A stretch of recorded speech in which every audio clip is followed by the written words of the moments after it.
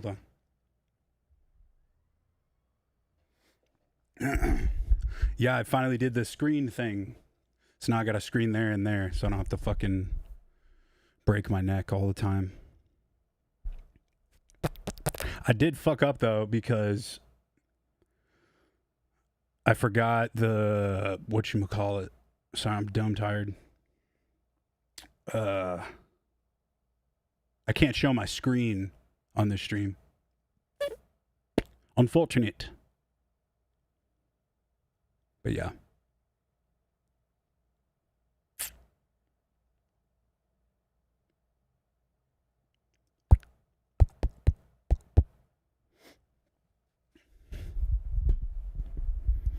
Still, it's a, you know, this is a V2 setup. Quiet. Is quiet, man? Let me turn that up. There we go. I think I just have my headphones too loud. Penis checking penises. Yeah, we're good. Hey. Cool. Can me and Danny do a back-to-back tour? We probably will. We have a bunch, not back-to-backs, but I'm doing a bunch of shows with him coming up.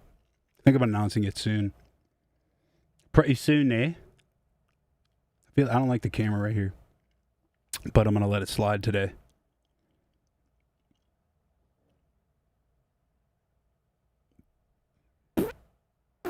So yeah, zero fucking plans today. I can't show my fucking screen because Elgato betrayed me, dude. Elgato fucking betrayed me. But we could still chat, hang. It's probably going to be a short one. I did that thing again where I'm like, fuck, I don't want to do it, but I'm forcing myself to because I'm not going to be a little fucking bitch. What up, Steve Rod?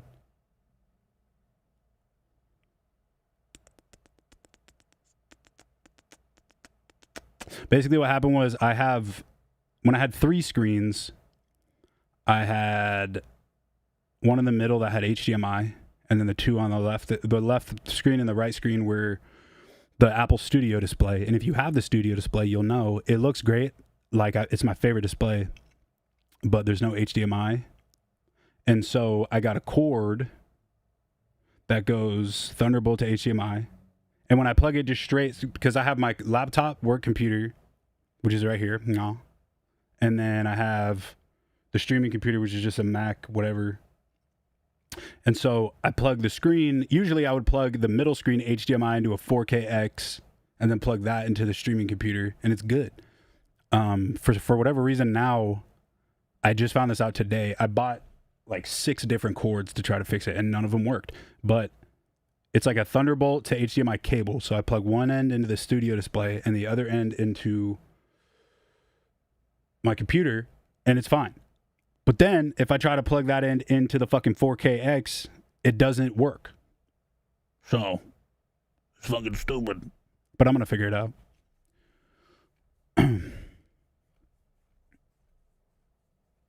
Yes, my name is Tanner, bruh. Whitest name on the planet.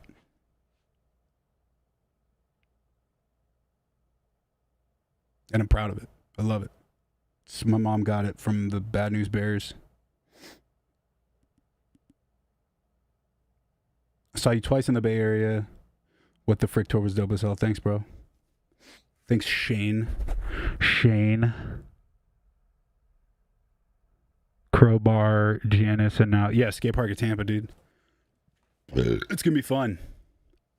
A lot of vibes with all but 6 dudes. Freaking S.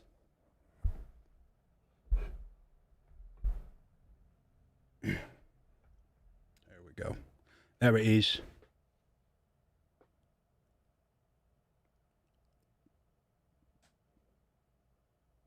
So it's like fucking raining in Vegas right now. It's 90 degrees. It feels like Florida. Low key.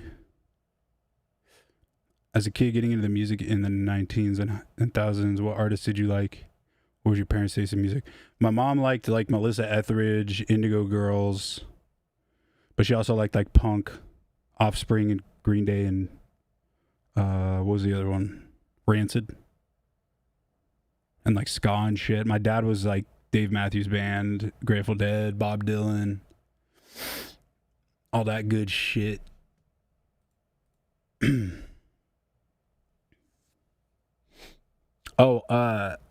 July. Let me double check here for you.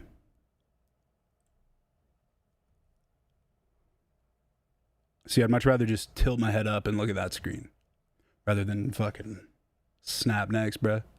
All right, so I haven't posted this yet, but because y'all are the homies in here, so I have a single for Terror REID dropping on June 20th, and that'll be the first single from my album with Domsta, and the album comes out July 18th. So you heard it here first, yo.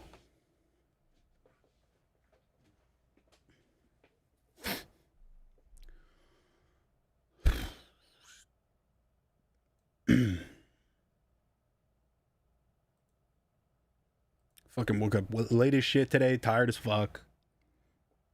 But we're still in it, dude. I'm all puffy. Been eating like shit. I haven't been able to work out. So I'm just getting fat again. It's really fun. I love it. But you know, hey. That's life, right? This is definitely going to be a boring stream. That's my bad. I didn't think the display would be holding me back so much, dude. But I appreciate all y'all chilling. Hey, man, love the music you make. Got a question. Are you open to sharing stems for some tracks to be remixed? I've always wanted a slightly more bass-heavy spin on Super Duper. Would love to try it. That'd be sick. I don't have any plans to, but there's a program you can download called LALAL.ai, and it does a pretty good job of it does like AI stems. It's pretty good. It's decent. So I'd give that a shot. Brad, haven't been able to be here in a while, but formally want to apologize for you having to deal with one of the worst venues in North America, Sudbury. Where? Oh shit! Wait, which one was that? Hold on, let me double check.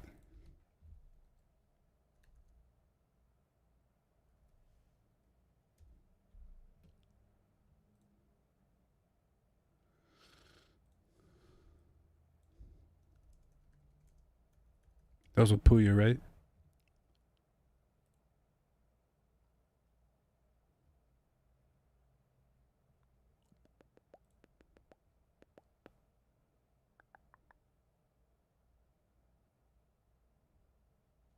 I can't remember which venue this was. Let me look at my cal, because I'll give you an honest review of the venue. Straight up, bud.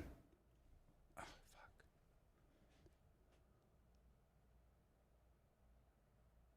fuck. Da-da-da-da. Sudbury.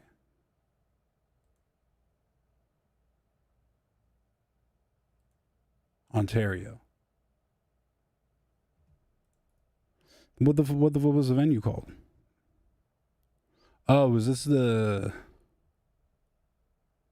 Grand Theater?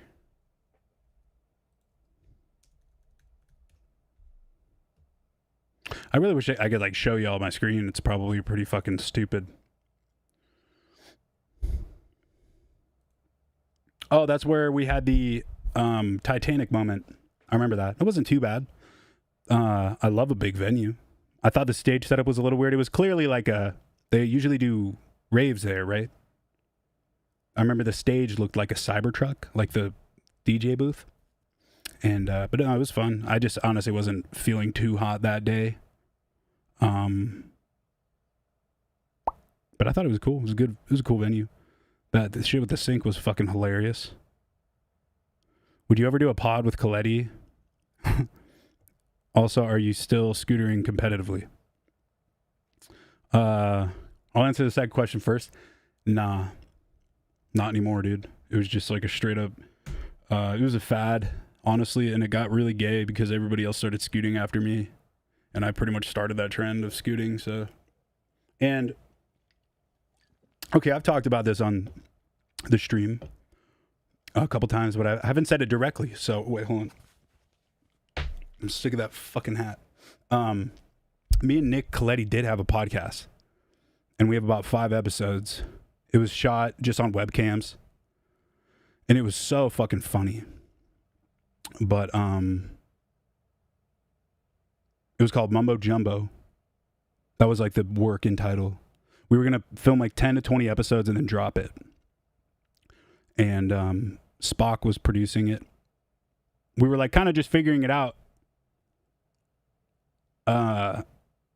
At first, we did like the first one, and then like we were trashed. We threw that one away because it was like there was some problems. Had to figure out the right program to use, how to make it all sound consistent. And then by like the second or third episode, Spock was like, I don't really want to be in it, but I want to help produce it. And so I'm like, bet, cool. So then it was me and Nick. And yeah, it was really, really fucking funny. I have some clips from it. And obviously I'm not going to post anything from it because I need everybody's permission. And it's just like it would be kind of a waste. But no, basically what had happened was we put it all together. And Nick was talking about how he wanted to focus on his stand-up career a little bit harder and like focus on him. And like, I'm not going to argue with that. I love him to death. And the podcast was hilarious. But at the same time, I don't know shit about podcasting. I know Spock has some knowledge in it, but I was really excited about it, and it didn't go down. It didn't end up coming out, but there's no hate or like, you know, I'm glad that it didn't happen because I've been working really hard on the Getter comeback and like all this new music and all this shit. And I think I wouldn't have been able to go as hard as I've been going if I had to do the pod. But maybe in the future, once my plate's a little clear, Nick's plate's a little clear. And yeah, but I love Nick. And it sucks it didn't happen, but, you know. Did you ever get paid from that one DJ that owes you money? It's not a DJ that owes me money. It's a... What sucks is... I don't want to talk about this anymore on the fucking stream, dude, but... The situation is so fucking stupid because... I'm always honest. I'm always completely honest, especially when it's with shit like this. But essentially, there's an entity that owes me hella money that will not pay me. And it's getting to the point where, you know, I got money, but I'm not fucking rolling in millions and millions of dollars. But it's getting to the point it's looking like where it's going is I'm going to have to do some legal shit. And then if I do that, they're probably just going to try to keep me in court and then drain me, not my balls, my wallet. So I don't know. I'm trying to figure it out. I'm trying not to stress so much about it. I feel like every day I feel like there's a million fucking things buzzing around me. And it's trying, I talked about it a little bit last time, but like I feel like it's trying to distract me. Me and my girl call them universe tests. But when you're on your path and you're figuring out what you're supposed to do and like the shit you're trying to accomplish, that it's the same concept as like, this is for my fellas out there. If you're a dude and you're single for a while and there's no, or I mean, I guess this is with girls too. I don't know. But if like you're single for a while and like there's no bitches, you can't get bitches, you know, you might be a good looking guy. You might be funny.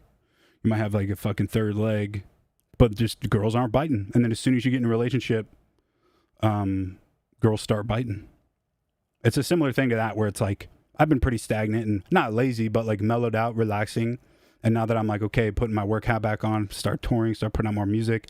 Now all of a sudden, all these other things are popping up and like trying to distract me and trying to like rip me off my course. So it's like, it's a good, like, it's trash, the situation, but I'm not like, I'm not fucking, you know, I'm not betting on it. I'm not like sitting here like, oh man, if I get this money, my whole life's going to change. While I do think it'll, probably be a lot easier and help me out a bunch. Like I'm not gonna live in a fucking sad bubble because I can't get paid by people who I thought were my homies. So yeah, Didn't get paid yet. Probably never will, which is unfortunate. Are you going to try to tour with the Suicide Boys? They don't want to. They don't want to book me. I don't know why. They refuse. They book everybody else. Not complaining. I don't really. I honestly feel like Terror Reid wouldn't fit on a grade A stage. As great as it would be, I'm humble enough to admit I don't think it would work. Because while people do fuck with me and they'll probably, you know, show some love to be nice. And like maybe they do fuck with the music, but it took me a little while to realize this, but with Terror Reid, it's not like, some of it's dance music, some of it's like bob your head music and, you know, this and that, but Terror Reid is really about the whole vibe. It's like a book or like a fucking TV show. It's like always interesting. It's always this, it's always that. And I rarely put out a song that is like a crazy rager. And if you were to look at all the history of the grade A lineups, it's pretty much everybody, you know, Shakewell, Germ, Bones, Puya, fucking, even Ecstasy, his fucking music is super danceable. And I just feel like mine wouldn't really fit there. That being said, they don't want to book me. They don't want me there. So I don't really want to go anyway. But, you know, I do feel like Suicide Boys are obviously giant now. And I'm super stoked for them. That's insane, especially, you know, seeing all the, like, back in the day, knowing them early on and then seeing where they are now. It's fucking huge. It's insane. I'm super proud of them. But I'm not going to, I want my own thing. You know, I want my own lane. I don't want to always be trying to do this and that. Like the All But Six Boys are different because they're my actual friends and we talk every day and we've been through a lot. They've helped me with a lot of stuff. I've helped them with a lot of stuff, and it's just more of like a family, like brotherhood. And it's always just one of those things like, if you need me, I'm there, blah, blah, blah, blah, blah. So yeah, I don't know. I'm happy with where I am. I was just telling my friend Dove yesterday, she was helping me with photos and shit. She's actually in here. Shout out Dove. I don't really want, for Terror Reid, I don't really see, like, I don't see it going miles further. I mean, don't get me wrong. If I woke up one day and there's 1 million fucking followers, 10 million listeners, and I'm booked to play the Grammys, I'd be hyped. But I'm not like betting on playing the fucking Grammys or like, you know, doing fucking any of these late night shows. As cool as it would be, that's not like, I'm not bummed if I don't get it.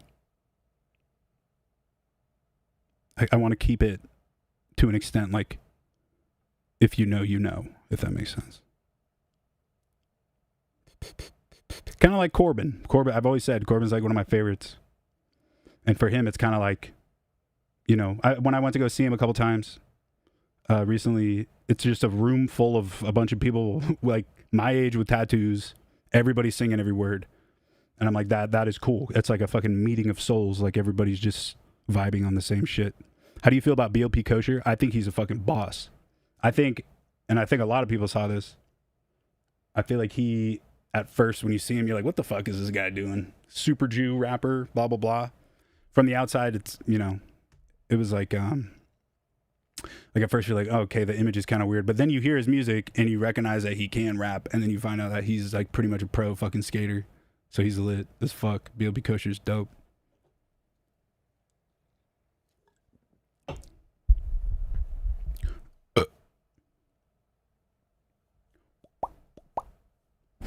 Anything on the new album? Yeah, I think I said July 18th it drops.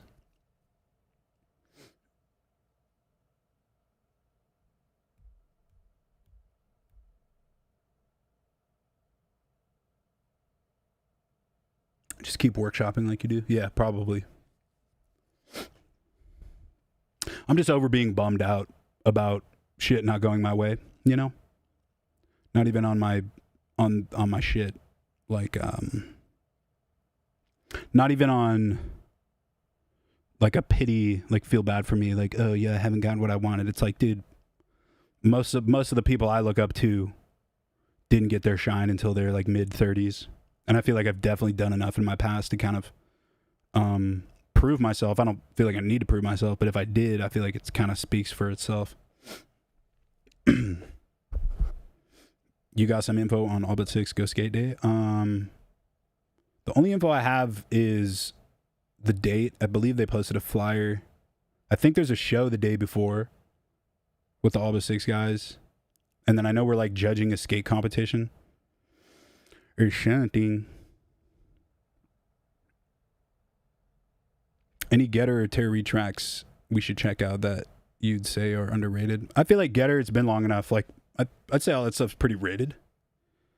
I know my Windpipe remix for Barely Alive is getting some love again recently, and I fucking that was the one where I sampled a comb for a growl, like the teeth of a comb. So I'm glad that one's getting some love. But I'd say all that shit's pretty rated. For Terror REID, I mean, it depends. If you like lyrical stuff, I'd say Peep First Blood. It's like just a song. It's literally how to get away with killing somebody.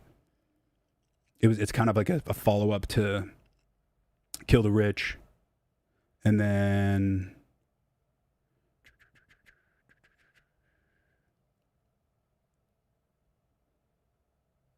probably Catacombs. Catacombs is really sick. Also, I think, what was that one song called?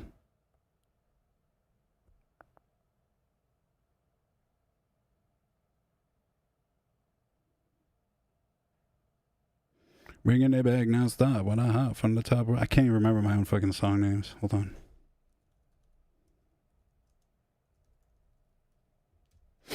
With Rocky, Shark City.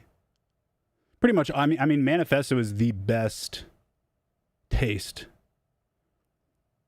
No Diddy of Terror REID, front to back. Every style I've always wanted to do. It's one big, conceptual. Why'd I say it like that? Conceptual album. It's just cool. You listen to it front to back. It's really good. Does every style that I'm fond of, bruh. We need a Terror REID tour. Oh shit! What up, Dove? Yeah, I know. I need to plan another tour. And I'm sorry if I keep repeating myself, but I think I talked about this last week, maybe the week before. But yes, thank you, Seraphim. Also very underrated. I fucking love that song, that beat. Whoo! I'll actually see if I have the old version of that too, which shouldn't get copyrighted because it's a completely different beat. But yeah, what I was saying is I feel like, so I'm 32 now, and I've been doing this since I was like 16, professionally since I was probably 18, like making money from it. So that's what? Let me ask ChatGPT. I'm just kidding. It's like 14, 15 years, just about, right?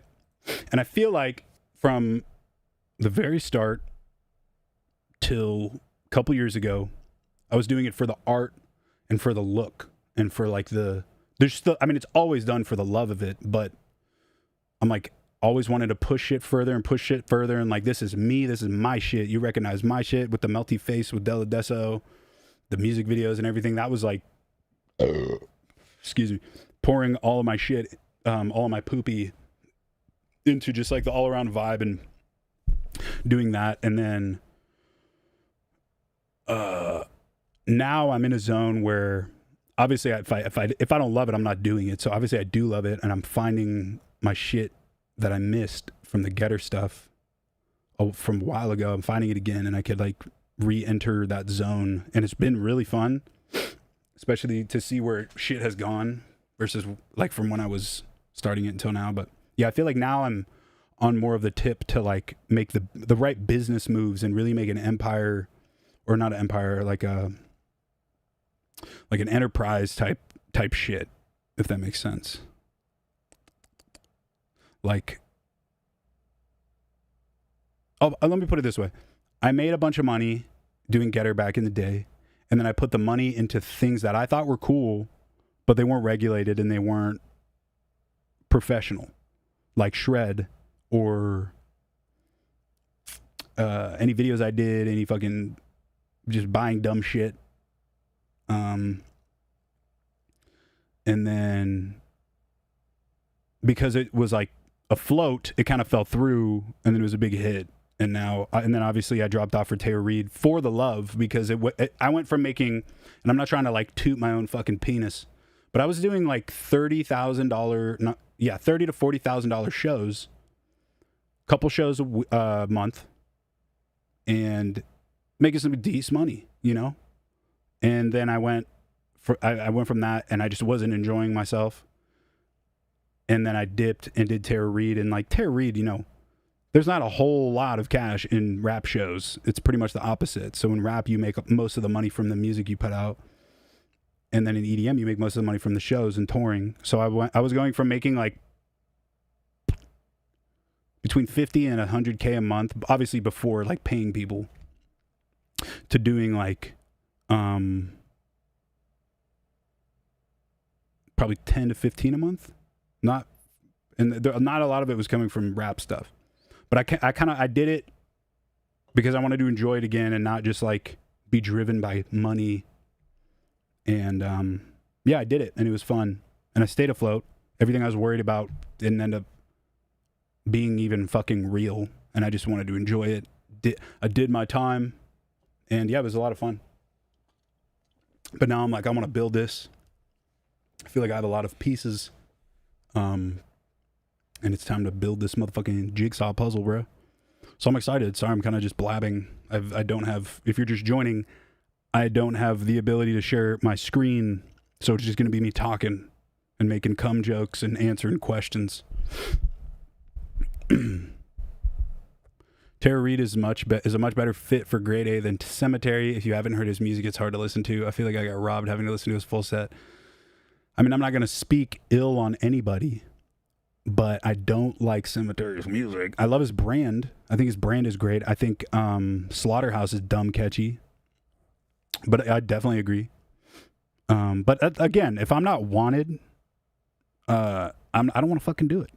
You know, fuck a look. I don't care if it's a good look. If I'm not wanted, I'm not gonna fucking do it. You know what I mean? So like, whatever. Yeah, I don't know. Those the boys don't really talk to me much anymore. It sucks, but you know, I'm not gonna fucking cry about it. I hope they book. I'm glad they're finally booking fucking their own. That's great.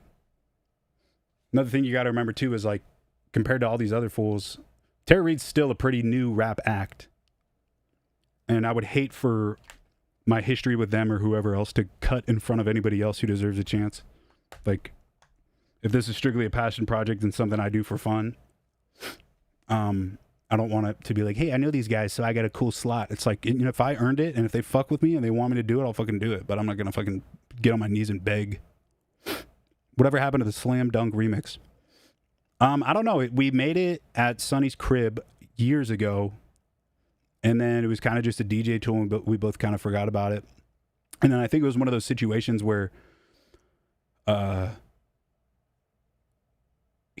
up, Yunk? Shout out Tommy. It was one of those situations where fucking he wanted to finish it, and I was just kind of like, dude, I'm not gonna. I don't have any ideas for it, but like finish it with, you know, whoever. And then it ended up, you know, coming out as is. But I think it's great. I pee when I poop as well, bro. What's up with Brandon No Good? Are y'all cool? Nah, we kind of had a falling out. I'm not gonna give any details. I'm not gonna like air homie's dirty laundry, but yeah, just didn't work out. It's unfortunate. We were great friends, but what are you gonna do? Let me see if I have that old version of that song.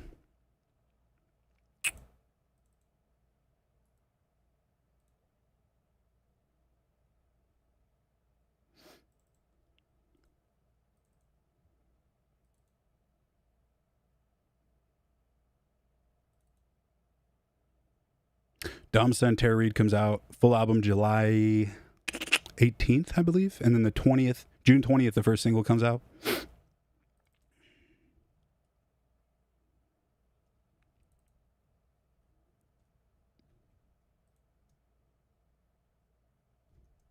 Tell me if you can hear this. This is the old version of Seraphim. And Dove, it shouldn't get a copyright because it's a completely different even recording of it. But I recorded the first verse, listened to it overnight. We had a studio in LA, and it wasn't hidden, so I went back to our Airbnb and just remade the beat. This is the old beat.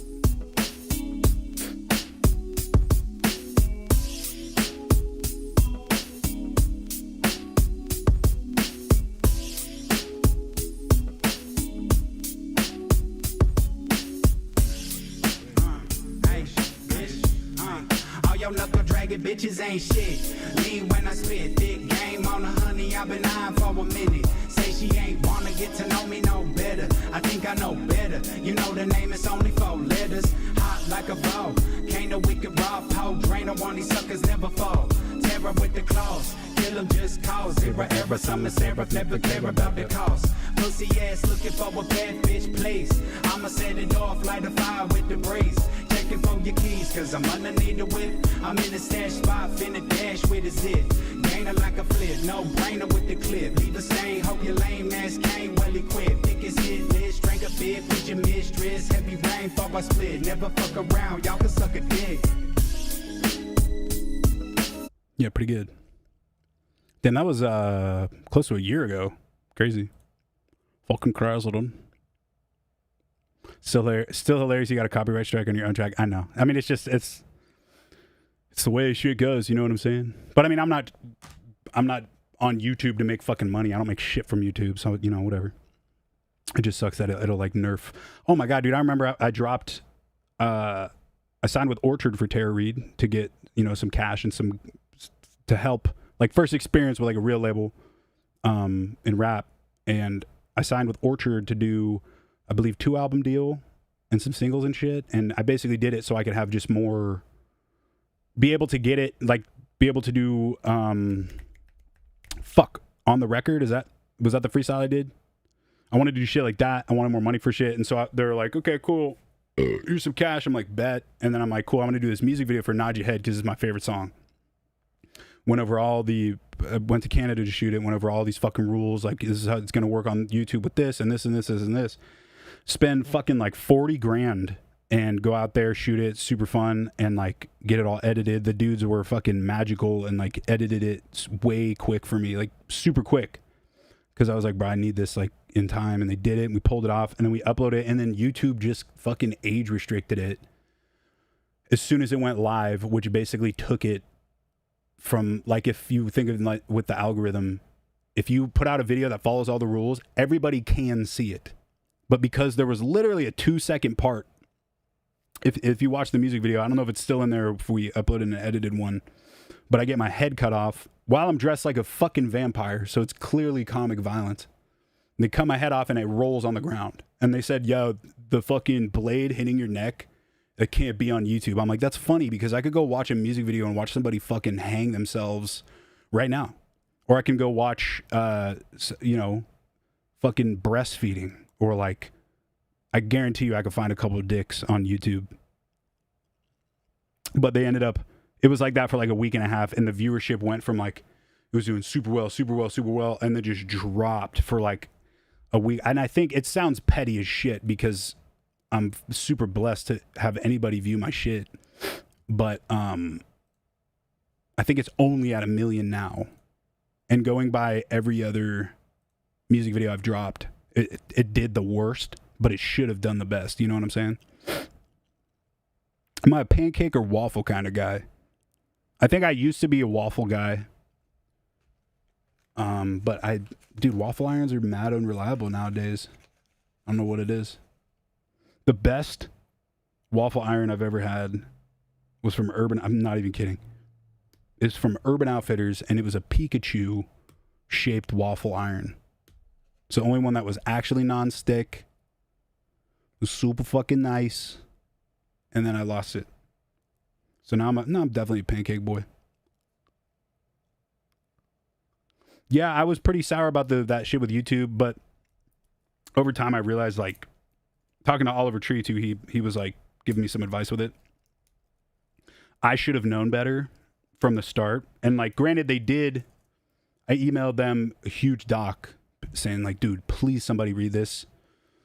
Like, and it gave them all the examples. Like, my video is this. This is a clear example of a video that has 30 million fucking views with way worse shit and blah, blah, blah. All this Holocaust stuff. And I'm like, there's so much worse stuff out there. But at the same time, I should have known better because YouTube is pretty much TV now. Like, it's, people watch that more than cable, which means all ages watch it.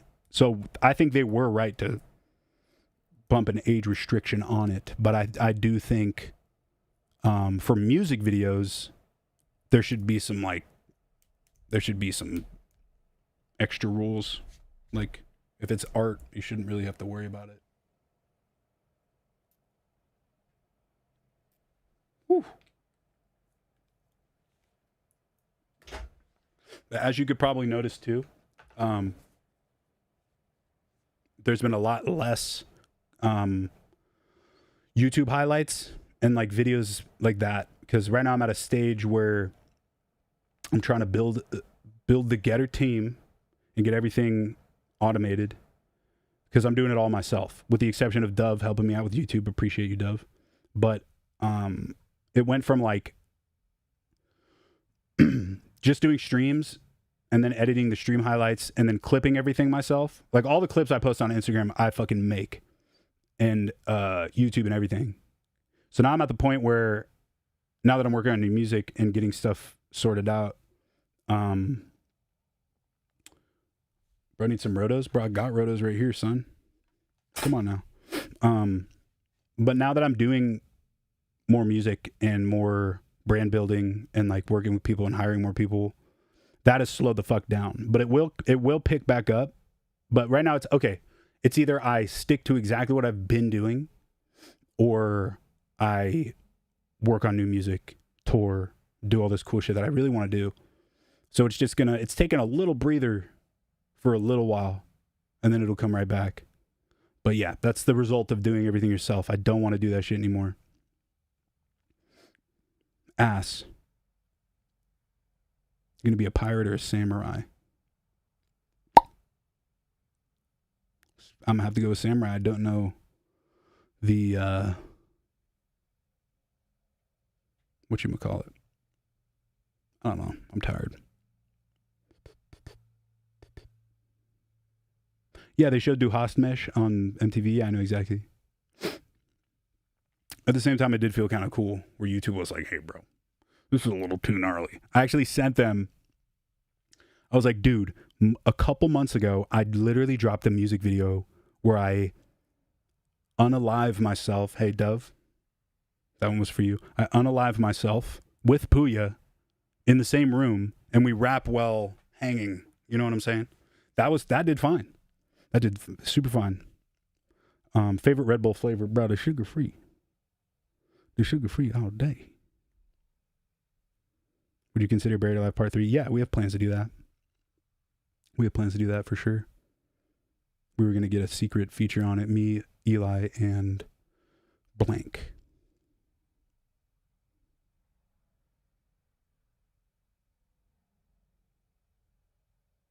Any chance you will again play Bali Step or Fuji Opener? Yeah, I'll definitely play Bali Step, because I have an unreleased version of it that nobody else plays. And yeah, hitting Gold Rush this year, I don't know, maybe Tuesday best day. Shout out Steven, bro. You and Nick still close? Hell yeah. We were just texting the other day. He just believe he's a year sober now. Huge. Great guy. One of my best friends. I'm not playing that shit. Hell no.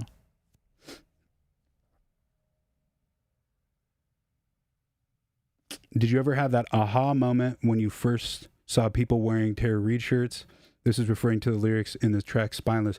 Yeah, I think merch does a lot better in rap. And I never had the experience of, when I was doing Get It for so long. Why are they putting names on the fucking Cokes now, dude? I did Get It for so long, and I'd work with other lyricists. And of course, you know, you play the shows, people would sing it, and it's really cool. But for me, it was a different feeling doing the shows, having people compliment how well my voice was on stage and knowing the lyrics, and it was a completely different feeling than anything else I was used to. Because it's like, it sucks because it's very, DJing, in my opinion, is very limited for someone who's just a producer. Like, if there was a way that wasn't cringe or fucking retarded to be able to perform songs you made, I think A-Rap Music had the closest bit when he was like just going off on an MPC. But like, there's not a whole lot, you can't play a guitar or fucking make the noises with your mouth, you know, to perform. And so when you're on stage and you're doing it, because there'll be times when I'm sick and I'll still perform and people are like, bro, I didn't even know you were sick. You fucking killed it. You sound just like the album. Shit like that. It was a new feeling and I was like, fuck, this is fucking sick. So yeah, I definitely think I had an aha moment. And I'll still run into people that have like the first ever Terror Reid shirts, which is really fucking cool. God damn it, bro. Not working out has really been taking a toll on your boy. I tried the other day, I tried just like little weights and shit because I got my surgery. Oh, and I'm telling everybody out there, if you think something's up with your body, not like how you look, but if you feel weird and every doctor's telling you that you're fine and that your symptoms are like, yeah, it's all in your head, like you're tripping, go on Google and search Prenuvo, Prenuvo. This isn't like an ad or anything. My friend told me to do it, and I've been waiting a while because they're popping up randomly. But dude, for the longest fucking time, I've been going to doctors, telling them all this shit about like how I'm feeling. They do all these tests, they do all this, they do all that, and like every single one, dude. I've spent so much money trying to get to all these different doctors to the point where I literally have a concierge doctor now where they're like on speed dial. I got them right here. You know what I'm saying? And I did the Prenuvo thing and it took about a week and I got the results and I found out what the fuck is going on. Well, one of the things, there's one that I don't want to talk about because it's kind of like, I fear that there will be pity and I don't want pity from anybody, but I'm getting it taken care of and everything's cool. But it shows you everything. It's basically you sit in this coffin like thing, $2,500. Oh yeah. So they do a full body scan for, mine was $2,000. And then they do like a half body scan for like $1,000. And then I believe the head scan is like, I think 700, somewhere around there. I did the full body scan and I didn't have to. I don't have any problems with like my legs or anything. All of my problems were waist up. So in reality, I could have saved like a thou wow, but I wanted to be sure. But yeah, I fucking found out all like, dude, it scans everything. It told me what was wrong with my back. Finally, apparently I have something. Let me actually just pull up the fucking app because they have this really nifty app where it just tells you everything that's wrong. And it's so fucking accurate. Like literally it picked up shit. I did an MRI the same day of my head. And the MRI results came back and my doctor's like, yeah, you're good. There's nothing. The Prenuvo results came back and found shit the MRI fucking didn't. And then he's like, oh yeah, okay, we got to act on this. This is fucking crazy. Here, hold on. I'm just setting a reminder.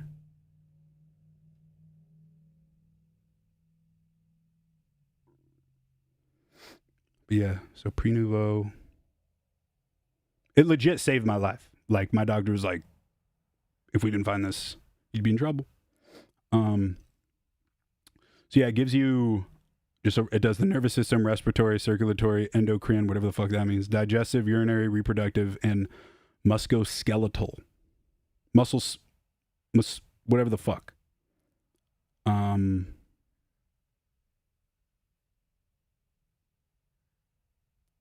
to find.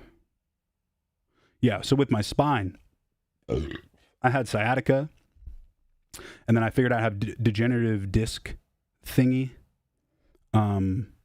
where my disc, like, there's not enough gel in it or some fucking shit. And I thought that was all it was, and then now there's more. So now I have something called, I'm not even going to try to pronounce this. Okay, I guess I'll try. Spondyloarthropathy. Blah, blah. But my doctor basically explained it's like arthritis in your spine. So it sucks to know that I have this, but it's good because now I know what all my fucking problems are. And so now since I know exactly what it is, I can like look into what I can do long term, because I've just been going to like a chiro or like a fucking the tension or the traction machines. I've done so much shit for it, and it helps like a little bit. And yeah, some shit with that. Found out I have scoliosis. Didn't fucking know that shit. And it gives you like a full ass, like, I don't know if you could see it. It has like like every one of your scans in color, and there are videos so you can like scroll through them. It's like, I feel like it's gonna get more expensive once it gets bigger. Yeah, the only thing that has legitimately helped my back immensely, and it sounds wild, is the leg press at the gym. But since I haven't been going to the gym, my back's been fucked. But yeah, it's good. There's a lot of shit. It's like very, very in depth. I went to the doctor for 2 hours talking about shit. It shows me exactly what's up with my sinuses. I have a crazy deviated septum. Here's a picture of my dome. Look at how deviated my shit is, bro. And what's fucked up is I actually fixed that shit. But the doctor was a fucker and like swapped it somehow. So now this one's fine, but this one's fucked. Crazy. You and Eptic would make something sick. Fuck yeah, bro. If y'all don't know Eptic's old stuff, dude, his old song Danger or Like a Boss, like way back in the day, bro, he's been killing it so consistently. Is there anyone we can get in contact with regarding issues with merch? Yes. If I'm assuming it's Terror Reid merch because there's no Getter merch right now. But if you email, I believe it's Anthony at allbut6records.com. That's my direct management, and they help handle merch and everything. So if you email him with your exact problem, he'll fucking sort you out for sure.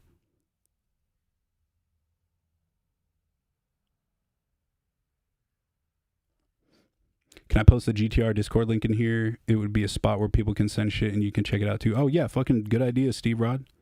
Yeah, I'm down as fuck with that. Thank you for taking the initiative, my man.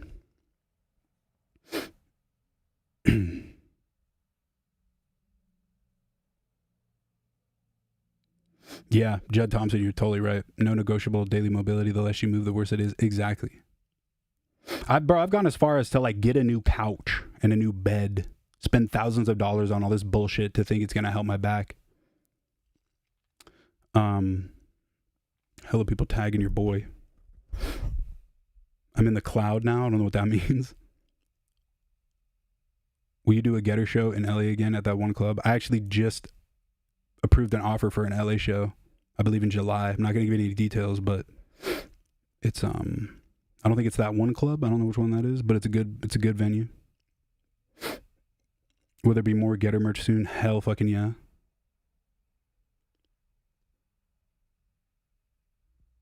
There probably won't be Getter merch right away. I could be wrong about that. I'm basically focusing all my efforts on finishing this dope grip of music in this EP, probably not an album, just an EP, split it up into a couple EPs. Damn, Frank Martel. Really consistent, huh? How's your tech deck skills? I fucking suck. I mean, I suck at skating too. I can kickflip, and I've landed one tray flip in my life. But actually tried to get back into skating again a couple weeks ago because I lost my old setup in my move. And my back's been feeling better. I've been working out, so I got GX deck and some fucking, I forgot what trucks. But I got back into it, dude, in 10 minutes. I didn't even fall down. 10 minutes, my back is fucked. So I think I'm just going to hang that shit up. I'll just wait for fucking Skate 4 to come out. Favorite EDM artist at the moment? Prosecutes the shit. Black Carl all day. God, every time I put on the spot, I always forget.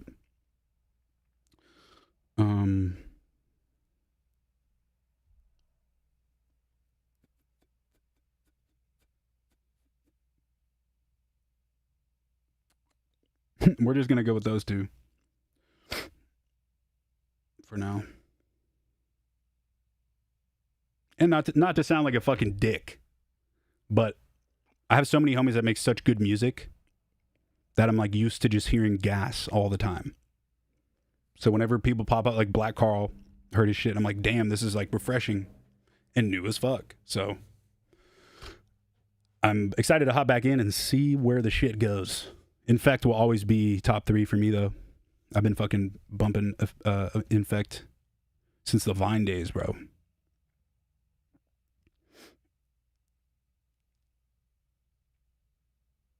No, it will not be the Skid Row venue. Yeah, we're doing LA in July. There's a lot of shows. I think we're announcing we're gonna announce a tour, but it's just gonna be a collection of shows. Within the next week or two, we're gonna announce it, so you'll see it. It's not Exchange. I've noticed you're drinking sugar-free. Is there any reason why? 2 reasons. The first reason is I want to enjoy the beverage without feeling fatter. And I also have been drinking sugar-free shit for so long, I like it better. I like the taste better. El Paso, you know I'm coming. Love to see some Trippy Burger merch again. There will not be Trippy Burger merch, but I do have... I literally have an entire...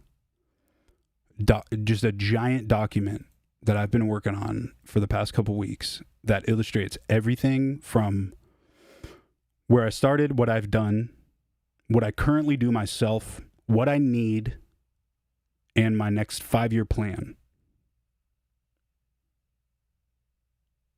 And there's definitely a merch section in there. I want to do Shred again, but hire professionals. You know, I'm talking like poaching people from really big brands, paying them well. But like, I want to hire fucking great motherfuckers. I know aspartame is bad for me. I'd rather die early and look good as fuck.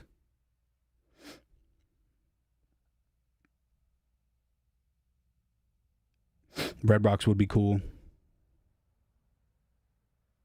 Can't wait to hear your new stuff. Dude, you're going to love it. It's fucking my favorite shit I've ever made. Low key. And like I said last time, it's the first time in my whole career where I'm not giving anybody anything until it's out. So you're just going to have to fucking wait. But it's fucking worth it. Working my ass off every fucking day.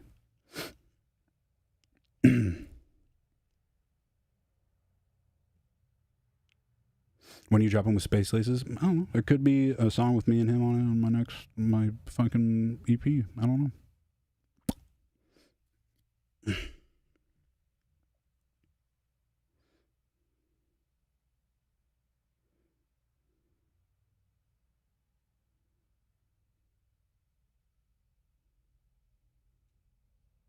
Yeah, Warped Tour is going to be cool. I'm doing actually, I can't talk about that yet. It was just fucked up. What do you have planned for the Resurrection set? You're going to have to find out. I will say I'm putting together a fucking dope set with a lot of original music in it that I never normally play. A lot of old stuff. A lot of new stuff. I do feel like I didn't play enough of my shit back in the day.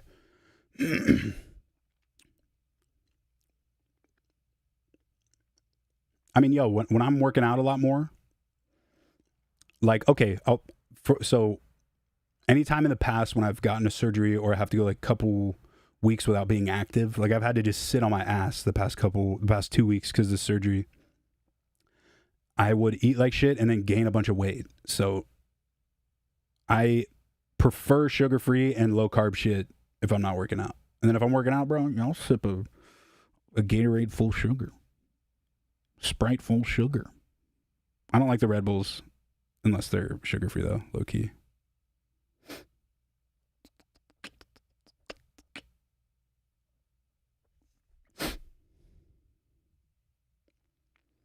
Do you like any heady dubstep like Mindex, Kraftl, and Tipper? I used to a lot. I used to be really into that.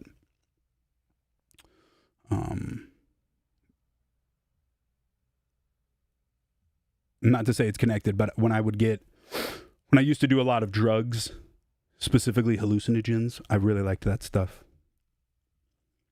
But again, I feel like I've just been surrounded by so much cool music for so long, it kind of doesn't hit as much until I hear something.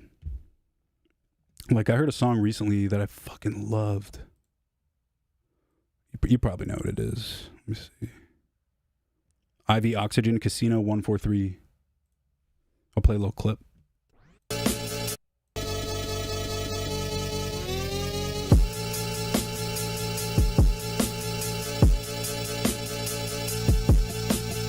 Love that. Fucking love it. Also, the Moody Good Flipped EP is really fucking sick. Please find me a Warped Tour ticket. It's sold out. Oh, shit. You should do, Jenny, you should do what that guy does on Instagram and wear a GoPro and just sneak in. I'm not telling you to do that. Definitely don't do it. But if you were to, you just got to be quick. There's a dude who posted a video of him just sneaking into EDC. It's fucking tight.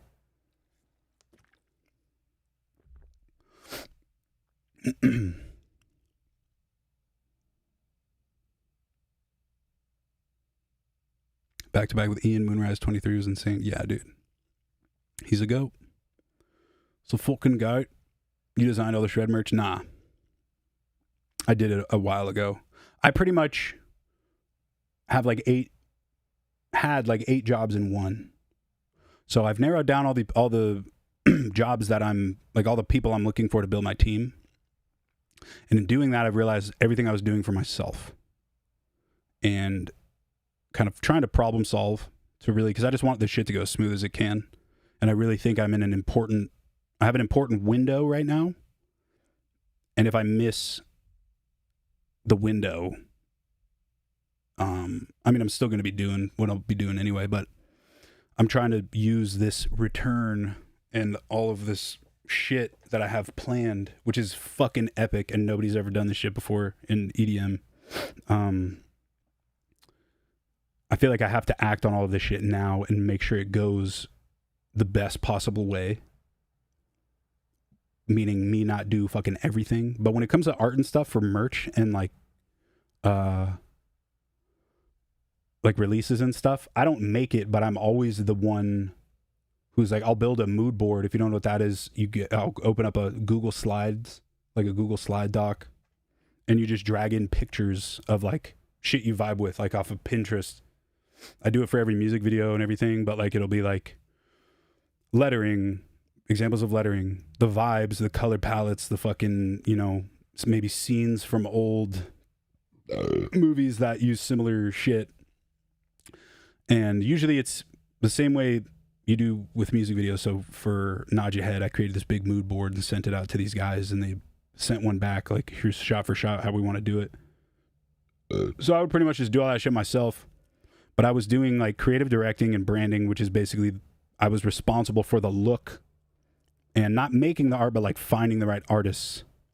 Obviously I was managing my socials. I've never had an editor, so I've always done that myself, which takes way too long. Cause like I can do it, but I'm not like I'm a pro at music, but not video editing. Clips are fucking easy, but whatever. Yeah, I was pretty much just trying to do everything myself because I think I had a problem with trusting people with my visions. But at the same time, I haven't really fully dove into working with people like that. So that's what we're doing this year. And it's going to be fucking epic. It's going to take a little while to set up, but I'm hyped.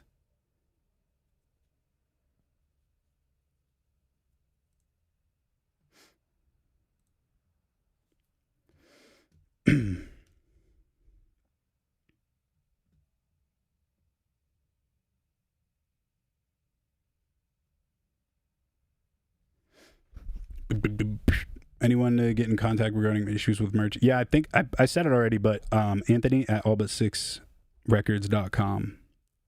Shoot him an email with your problem and he'll sort you out. Flagstaff, Arizona soon? I mean, fucking possibly, yeah. There's a lot of shows I'm announcing super soon. What does the collab process look like? How did you end up landing a collab with Space Laces, for example? It depends. There's a bunch of different ways you can do it. It's different when you don't know the person. Like, if it's a stranger. I'm working with somebody right now that I've literally never talked to them face to face. It's just all online. But it's usually like, okay, I went to Ian's house a couple years ago to work on some shit. And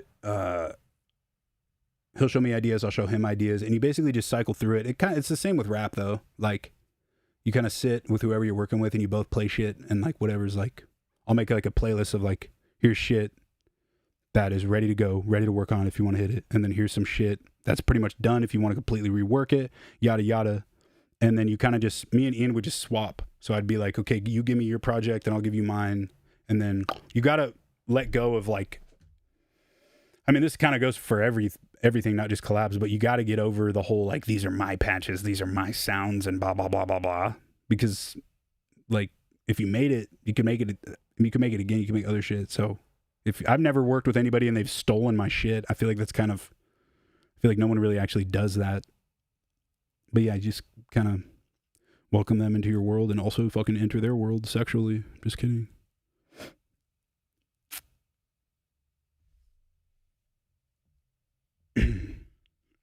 What song from each record that you felt proud of that you made from different labels? That's a good question, dude. Let me look at my discography. Where am I bleeding? What the fuck?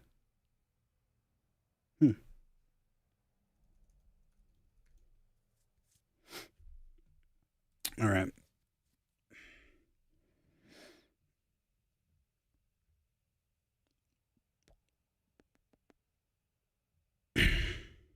Fallout was really cool. That changed the game.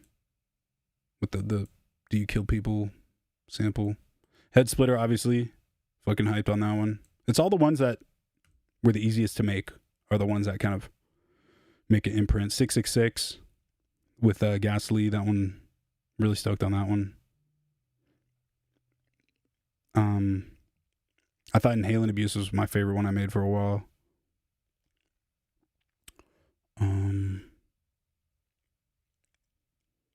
Bury Me. There's still nobody has made a song like Bury Me with the Ghost main, so the ones that people can't really copy are my favorite ones. Not like copy, but like I've never heard another song like it.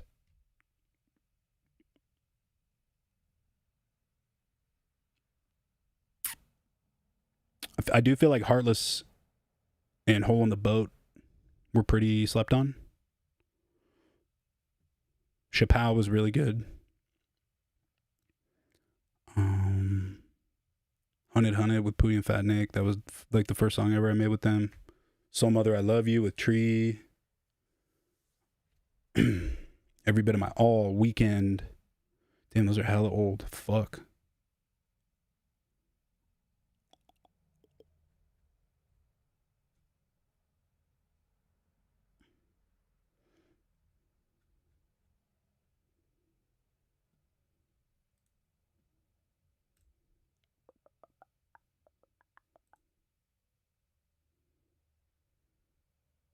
What the fuck? I have a band camp? Okay. I didn't even know. Sick.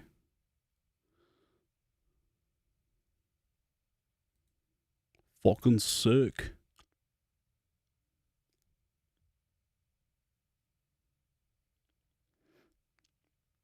If your life had a theme song, what song would it be? Thank you, Caitlin.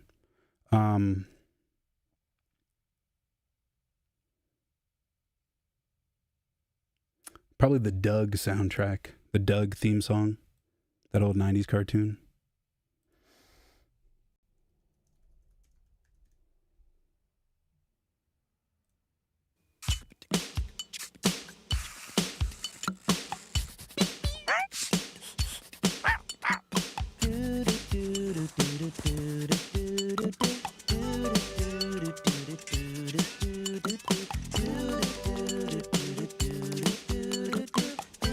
That would be my theme song.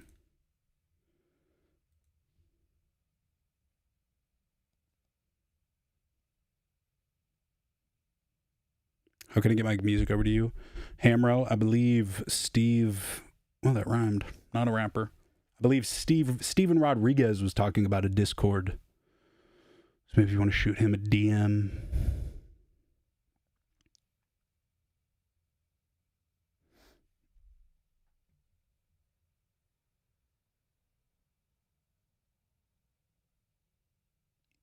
Jacob's back, dude. Welcome back, bro. Resurrection is literally just like coming back from the dead. Waterboy. Just answering your question. Like Jesus was resurrected.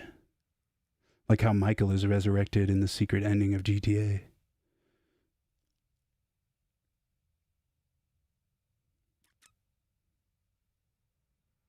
There was a guy that pissed himself at your Skid Row show, nearly got in a fight with him before he got ejected. Yeah, I'm not surprised. That venue was fucking weird. Not a fan of that fucking venue. But I mean, I guess it is slim pickings in LA, huh? I'm the guy that asked if you would do a tour with Ghostman, and then we met at the Echoplex in LA. Fuck yeah. That'd be sick. I heard he's working on new music, which would be ill.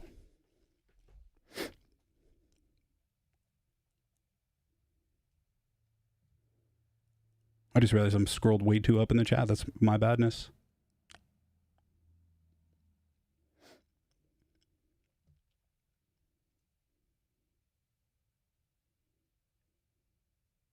Tease us with an ID. I cannot do that. It'll fuck up the effect when all this shit drops. It's dropping soon though. I promise.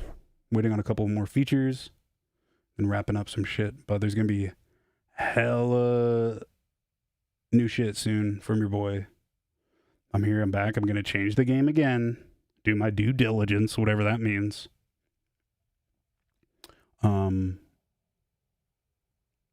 Yeah. We're here to fuck shit up. How many months away is the new Getter stuff? Couple months. I'd say maybe a month. There's a lot of it, so I'm kind of figuring out what I'm going to do with it. I don't want to drop a full length album because, especially in dance music, I feel like albums, a lot of the hits kind of slide out from underneath. So I might do like a series of EPs or like mixtapes type shit, or maybe singles every week, you know. But it'll be good. It'll be well fucking worth it. Trust me. Trust me, daddy. And this new fucking set, I've been working on this set, making all these cool edits, putting everything together. Bought some CDJs. It's going to be good time. First concert ever. Oh, damn.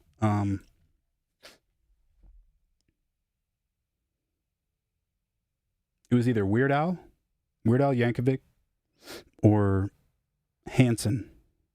I think it was Hanson. When I was a kid, there was a show called All That.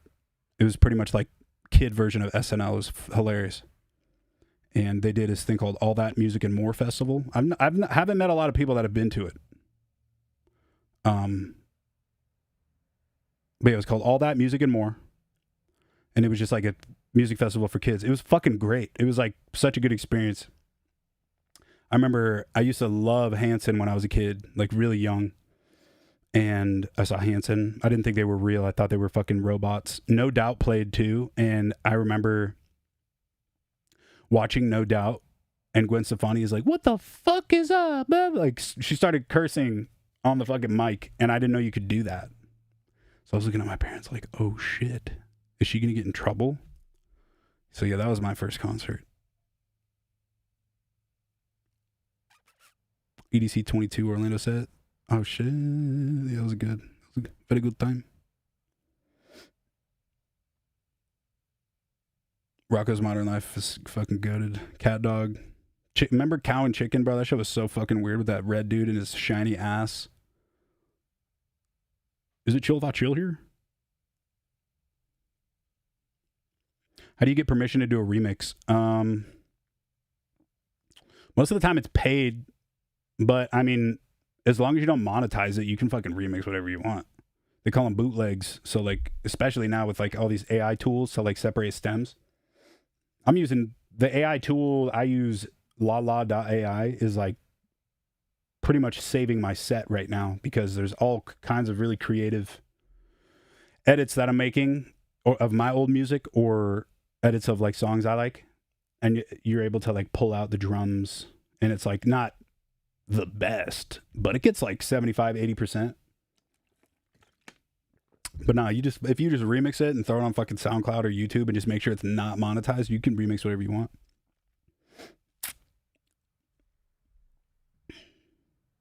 Fave Ja Rule song?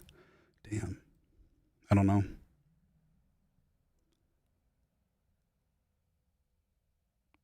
Yeah, Skeeter. Skeeter definitely fucking was clapping those Patty Mayonnaise cheeks. He was definitely covering her patties with mayonnaise.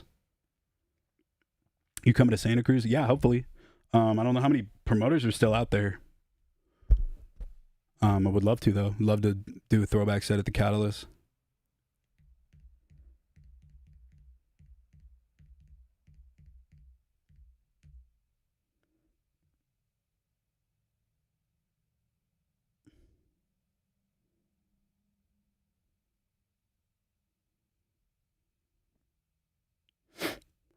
Great question. Okay, for On My Way Out, I've always wondered why it sounds like there's a filter over the tune.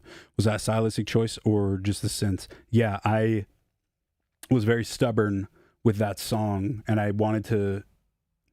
The album was hella special to me, so I was like, in my head, like, I need to mix every fucking track. And at the time, I didn't know shit about multiband compression or like any sort of like... mixing shit like that. I was good at making stuff sound loud and making transients fucking bump, but that main synth was like hitting a frequency that I just couldn't get rid of, and then I ended up getting used to I remember I said like a couple of months ago, I'm like, always stick with your first version. The first version is usually always the best, and that was a great instance of where I didn't listen to it. So the thing about On My Way Out is if you listen to it on its own, it sounds great, but when it's surrounded by other songs, you start to notice there was definitely something fucked up with the EQ. And yeah, that was, it was a mistake, but you learn. You live and you fucking learn, bruh. What I've been doing now is following way less rules. Way less rules. Like mixing rules and shit, I mean. My bad, I miss these soups. I loved how you put one slow song in each album after Inner Workings, slow leading up to Visceral. Goated album. Thanks, bro. Yeah, I obviously make every style of music, and that's not going to fucking stop. I am going to figure out a different way to focus the vibes of specific songs with different releases. So maybe instead of doing, right before my break, I think I was doing like 5-6 track EPs with like 1 or 2 slow songs, and the other ones are pretty gnarly. So I think now I might just do shorter EPs and have one of them be gnarly fucking cool shit, and then the other one be like pretty melodic. So it's separate, but it's like, you know what you're getting. But that comes from doing every fucking job by myself. So we're gonna see what the pros say. Hey bro, Matt from Australia. US trip to see you one day. Fuck yeah, bro. I love Australia. I was just talking to the boys, to the All But 6 boys, about going to Australia today. Read on top. Is more graffiti style merch coming up soon. Also, I wanted to buy one of your old shirts on eBay, but don't know if it's legit. Got the OG print tag on its neck. It's Hot Vodka 2 and can't find it on the internet.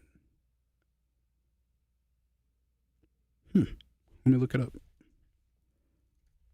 Oh, we got the Switch 2 dropping in a couple days, huh? Excited for that.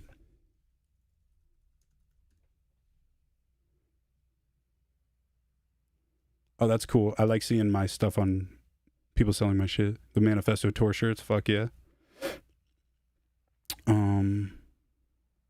Oh, cool. There's the signed Hot Vodka. That's what's up. Damn, somebody got the Cypress Hill Fillmore flyer on there too. That's what's up. Damn, I hope these fools are selling this. I hope they're actually selling. That'd be cool. So you said it was like a shirt, Hot Vodka 2 shirt.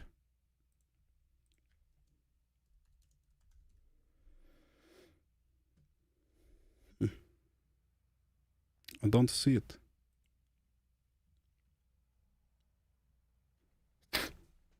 Louis Getter, cool. What do you think is the new biggest music coming out? I think hardcore is getting super popular. Bands like Drain Scald, Knocked Loose, and Tsunami seem to be big in the younger crowds. Yeah, I think what's happening now is what has been happening since we were all fucking born or made into tube or robots.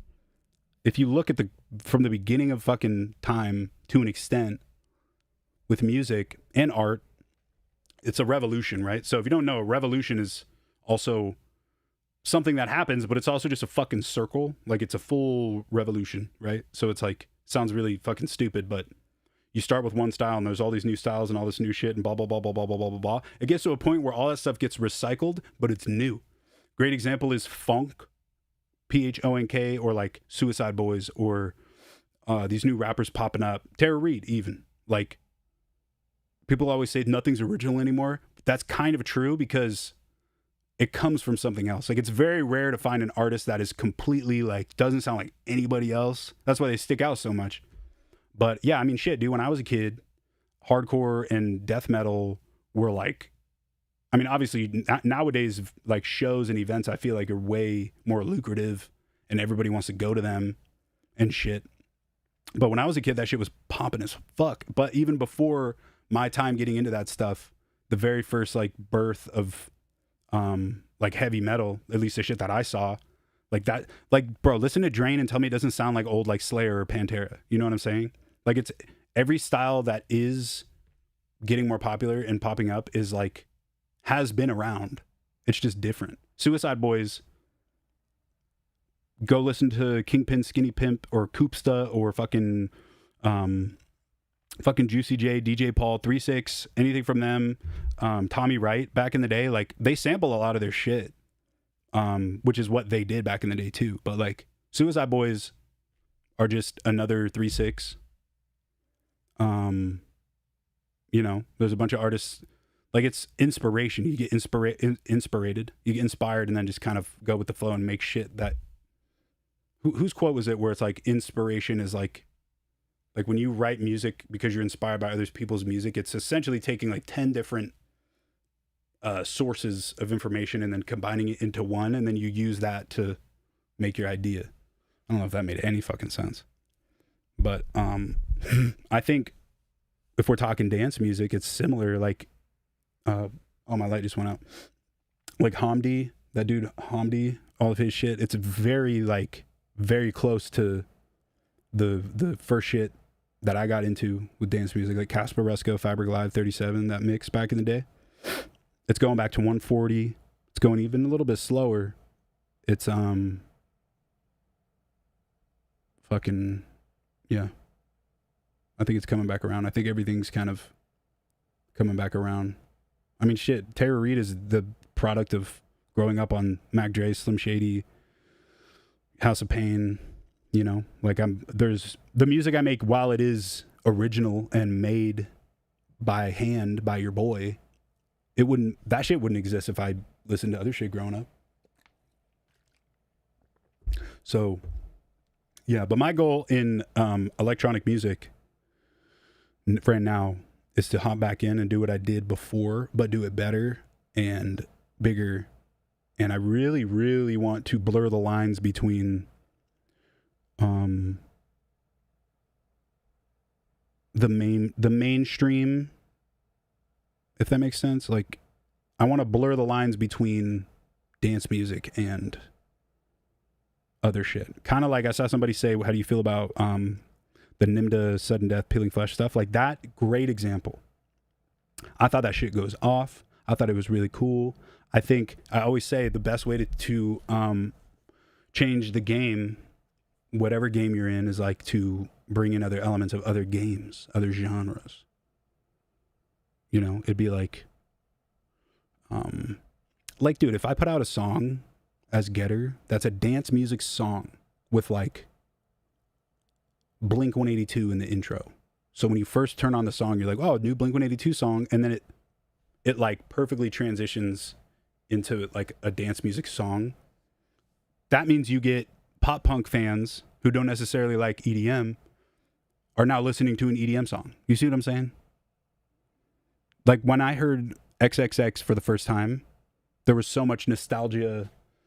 It felt super nostalgic because it was like, wow, this reminds me of the heavy shit I used to listen to back in the day while it's not metal. And that opened the door for me to check out so much other shit. Or Lil Peep was like the pop punk rapper, the emo rapper. Not a sad boy, but like an emotional rapper, singer, whatever the fuck you want to call him. You should make a song with Skrillex. I fucking agree, dude. Yeah, Hack/EP is a great example.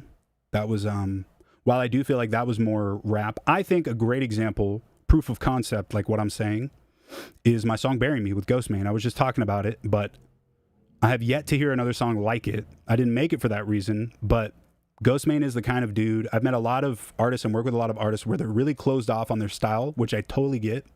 I'm like that with Terror Reid. But a lot of folks they're not super quick to experiment. JPEG Mafia is really good at experimenting. Same with like Vince Staples. Was it the Big Fish situation? Is that what it was called? Fishbowl situation? I don't know, some shit like that. But people like that, their sound can go anywhere. Flume is a fucking great example. Flying Lotus. All the people I really look up to are for that reason, because they can flex with whatever they're working with. You know what I'm saying? So it's like, yeah, I feel like Bury Me is a good example of that. I took the two things that I really loved the most at that time, which was sound design, trap bangers, and underground rap, and Ghostman was cool enough to flex his style a little bit and to, you know, intertwine it with my style. So that's my goal. That's what I want to do. And I do feel like that is what really pushes industries. When I went to EDC and I was chilling with the homies and I was checking out Danny's set, hearing him play, he played Prosecute made a Tsunami remix. And I was so shocked. I have pictures of, I don't know if I posted them actually. My boy Jason got some pictures of me and Campbell Prosecute. Yeah, like this picture. And like me and him were literally fucking moshing in the fucking bass pod itself. Yeah, see? Because Danny played a Tsunami song, that Prosecute remix, and it fit perfectly. I wasn't like, oh shit, this is Tsunami. It blended perfectly, and it was like, what is this? I know what this is. Oh shit. And that moment made both worlds combine, and seeing like a pit at a dance music festival, and they're playing Peeling Flesh and Tsunami, it was just like, it's finally happening. I've been wanting this shit to happen for so long. How many songs do you work on start to finish a day? I don't know. I bounce around between, right now I'm bouncing around between like 8 songs. Because sometimes I'll be in a really creative mood and like open up a song, but I don't want to screw it up. Sometimes you do too much. But I'd say, I mean, on my calendar, I have 2 days out of the week for production. But since I've been healing and like since my surgery and shit, I've been really trying to get more days in. But it's just whenever I'm feeling it. I always say I work the best when I'm traveling. So when I'm at home, I'm pretty much just finishing shit.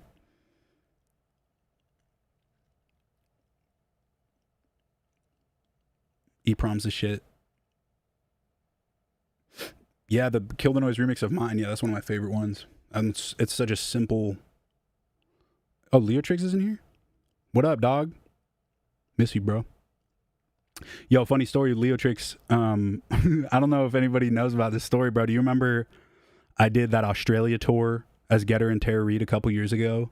And we get to Sydney, and my ears were really fucking closed from, I think I was sick or something, but it was super congested. So I had Sudafed with me, and we had a show in Sydney, me and Leotrix, and I took a Sudafed before we walked to the venue. It was right down the street, and I didn't eat before. And so we get to the venue and it's like 30 minutes till I'm on. And dude, I start sweating like crazy.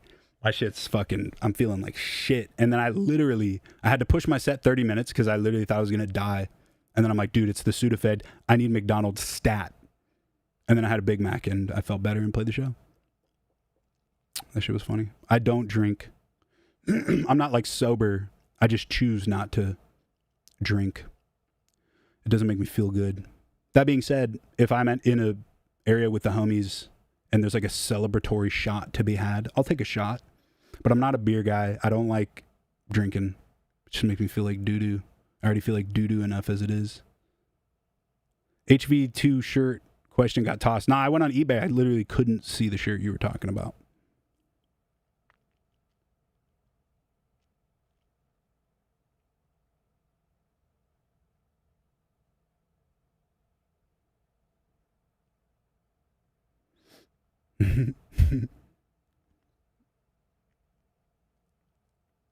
No. Tsunami, not the big room house. Tsunami, if you get rid of the T, it's a hardcore band from San Jose.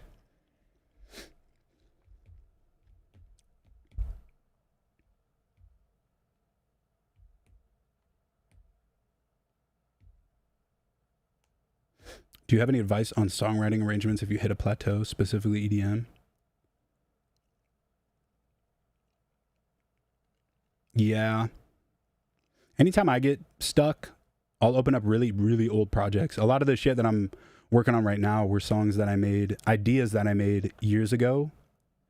And like, I'll keep the drums or like keep the fucking flow of the synths. Damn, it's really dark in here now that the light got turned off. I'm going to fix this light and take a piss real quick. Oh, Dead Hippie's in here. What's up, bro? You want my email? Yeah, I'll DM you right now. Hold on, I'm gonna take a piss.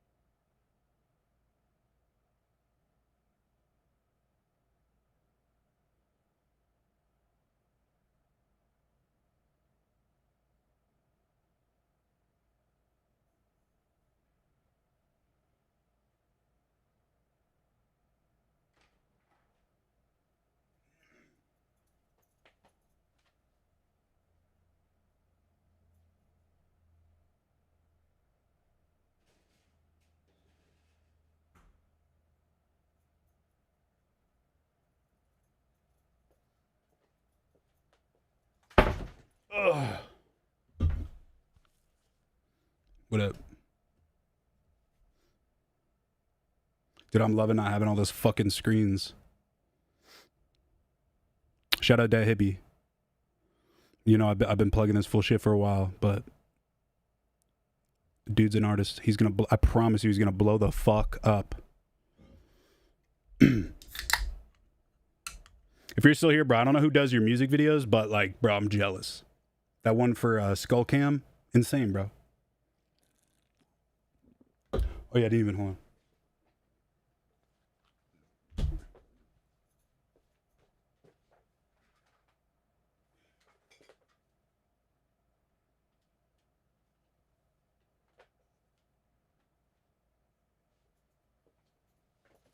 Ugh.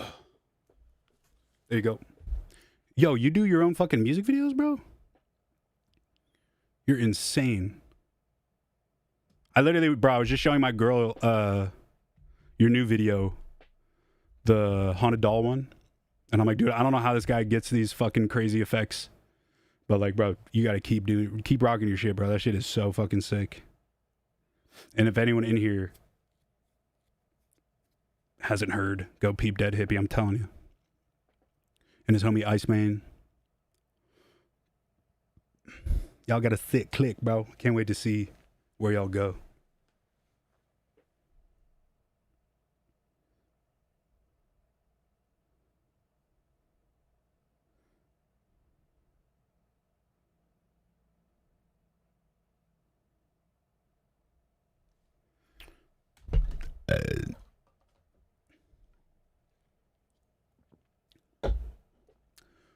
Oh man, damn, we're already almost at fucking 2 hours. Spock and Getter. I miss Spock wherever he's at in the fucking world, dude. Fuck, I wish I could pull up my screen. My fucking screen, bro. If y'all, hey, if we have any fucking tech nerds out there that want to help your boy out, I'm usually very good with my tech, but I've run into an issue. I said it earlier, but I have my MacBook going into a Mac Studio. My Mac Studio is where the stream is running from with the camera and everything, obviously to keep it separate. And I'm trying to get my motherfucking feed from my fucking studio computer onto the other computer with Thunderbolt, but there's like barely any fucking display captures, and I hate NDI shit. So if there are any nerds that want to help your boy out, let me know, dude. Oh damn, I kind of look jacked, low key. Justin McKinnon, bro, what's good? Been cracking up music primarily EDM for the past 10 years, and seemingly getting no motion through Instagram, TikTok, Meta feels impossible to grow on, especially as an EDM producer. Yeah, I mean, I feel you, bro. There's nothing I could tell you to do that's gonna like change your attitude about it. You know what I'm saying? I'll tell you, it's very easy to be bummed out with where you're not. You know what I'm saying? And a lot of the times, bro, I'll be dealing with some shit and like forget about the shit that I literally tell my friends. I'll like not follow my own advice. But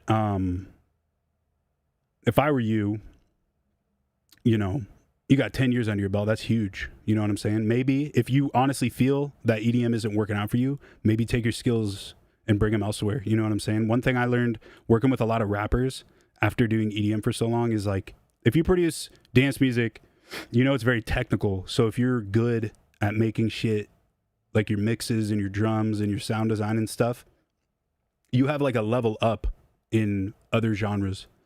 So I would say, dude, like you should try, if it's not working out EDM for you and you honestly feel that way, expand a little bit, maybe like pivot to like try working with some rappers. You know, if there's one thing that every rapper is looking for, it's fucking beats, bro. You know what I'm saying?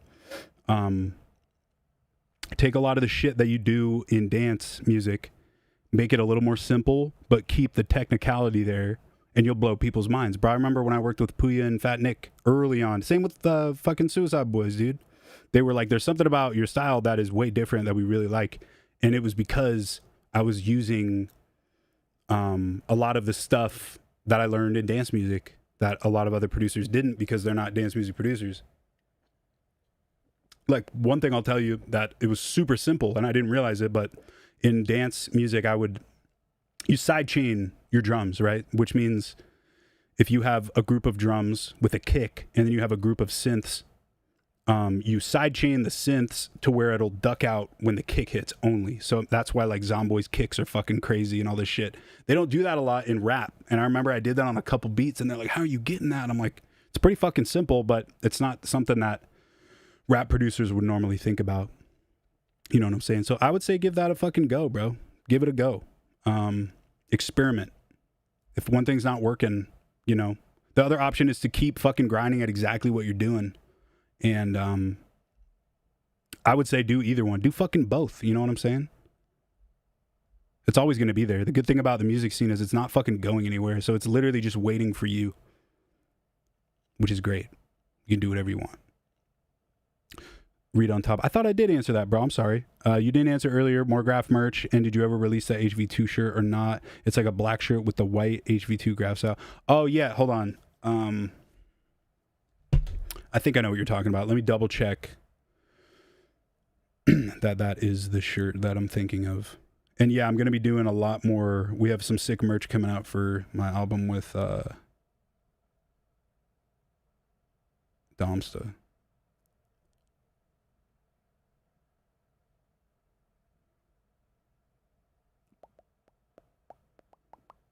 If it's the sorry, I'm looking for you right now, bud.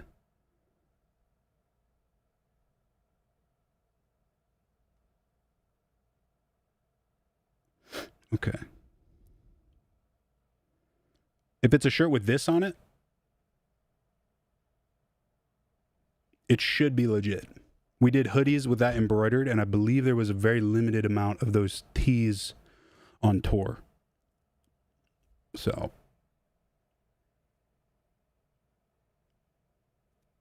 I'll tell you what, how about this? You get that shit in the mail, okay? Report back to me when you get it. If for some reason it's not legit, I will personally send you some totally 100% legit Terror Reid merch. Okay? Because I'm giving you the thumbs up, but I'm not so sure. So do with that what you fucking will, bro. Fuck, dude. There's shit in my eye. I was born with shit in my eyes.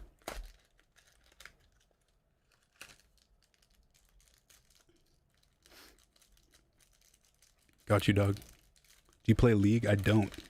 Eli's really big into League. You know what I have been playing, though? I took a huge break from shooters for a while, dude. Splitgate 2. I've been playing it on PS5, but I'm putting my PC back together because I don't know, because I fucking want to. Yeah, Splitgate is essentially, if you never played it, the first one came out, changed the fucking game, but they just dropped the second one on beta, dude. Picture Halo gameplay, Halo multiplayer gameplay. By the way, I'm not crying. I just put in eye drops. Never fucking cried in my life, bitch.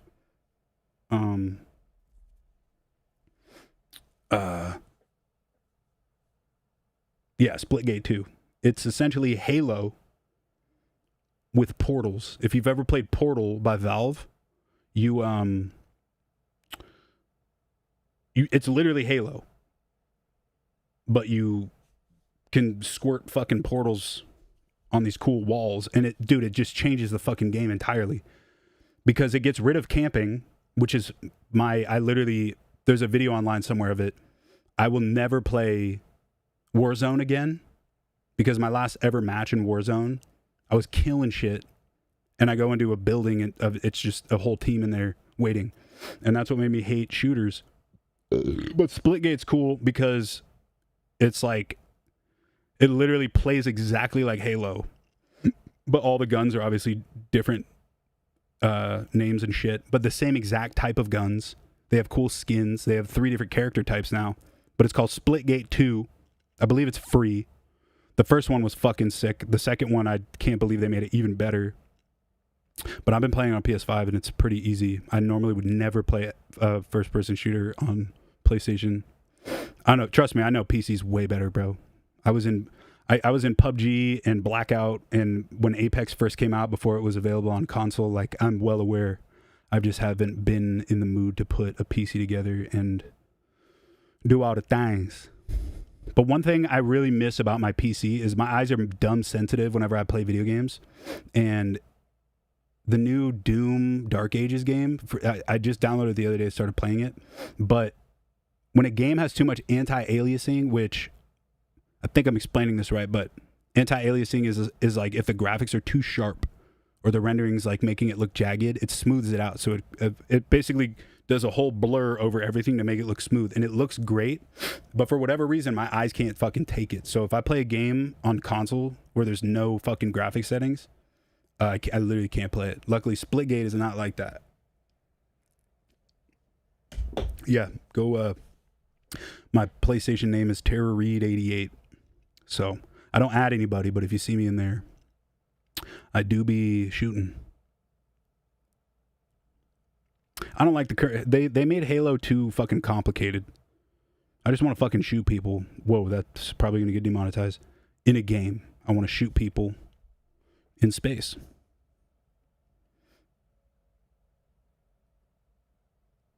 Read on top. If it looks legit, it's probably legit.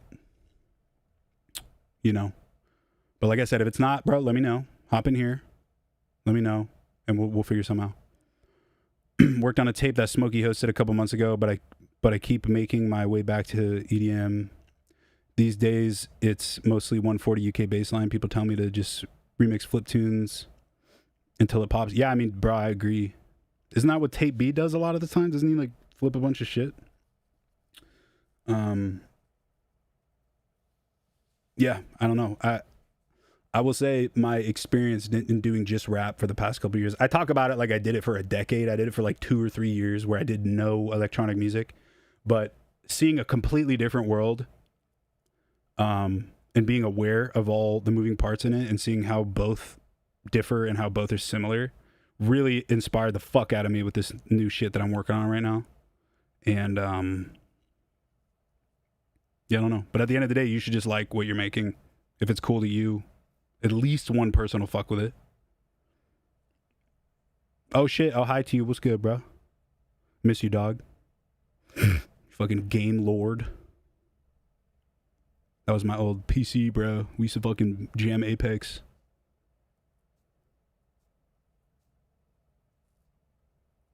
First 20 minutes. Oh, okay, sick. Yeah, flips of rap songs, dude. Go into fucking old shit back in the day and just fucking flip it, dude. I remember Buried Alive way back in the day in the dubplate culture when you would give people unreleased shit to play. I don't know if they still do it. They probably do. But Buried Alive had a song called Cash, and before it came out, I had a copy of it that I would play out, and it was in the Vine days, and I remember there was a show in San Jose at the Civic for like 3,000 people or something, and I'm a dumbass young boy playing this. It was my old management group was throwing the show, so I got a 6 slot, and I took the damn Daniel Vine sample and just put it right before the drop, and dude, it blew the fuck up, and I had so many eyes. Just think about like creative shit like that, you know?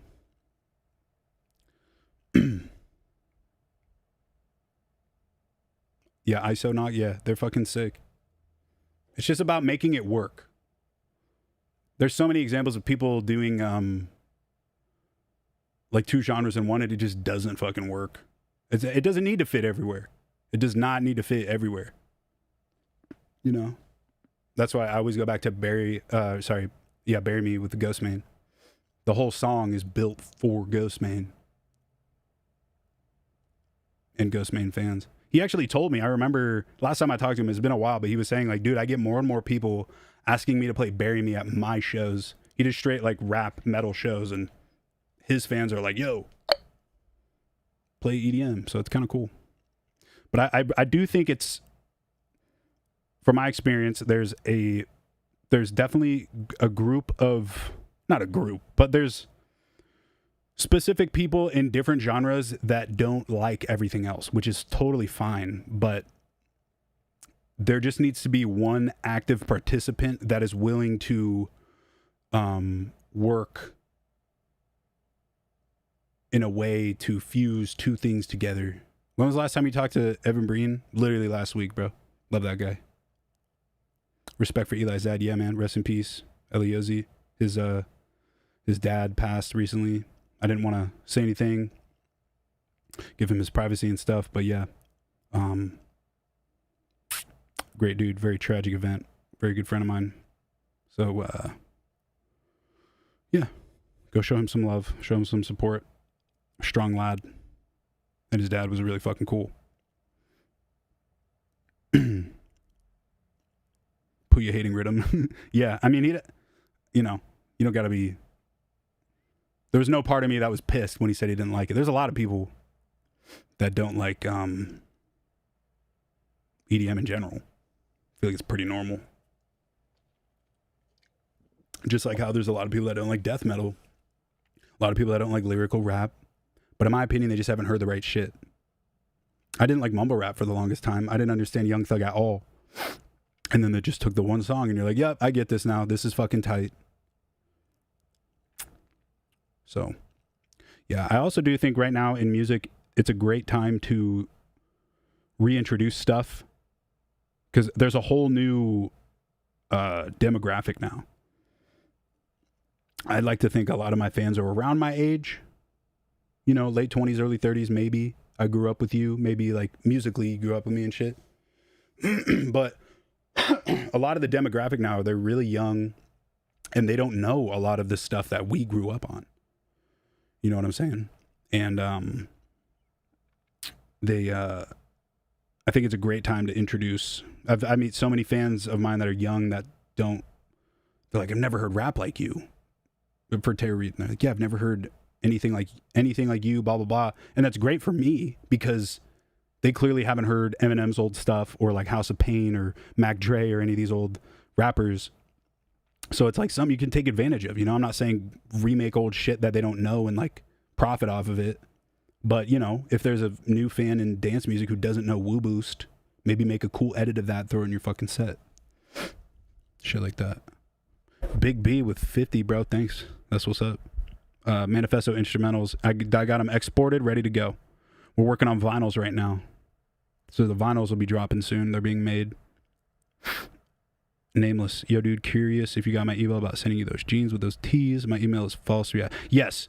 I have like 500 emails right now I've been sitting on because I've been really, really focused on music.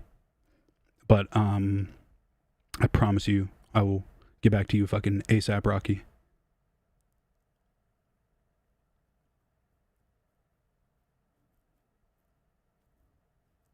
Yeah, that's what I'm saying. Like, get them hip to Cypress Hill, right? Like, I feel like a lot of the younger generation, I feel like the new generation is always like, you kids will never know what it was like and blah, blah, blah, flexing how great it is. And the younger generation's like, that stuff's kind of gay.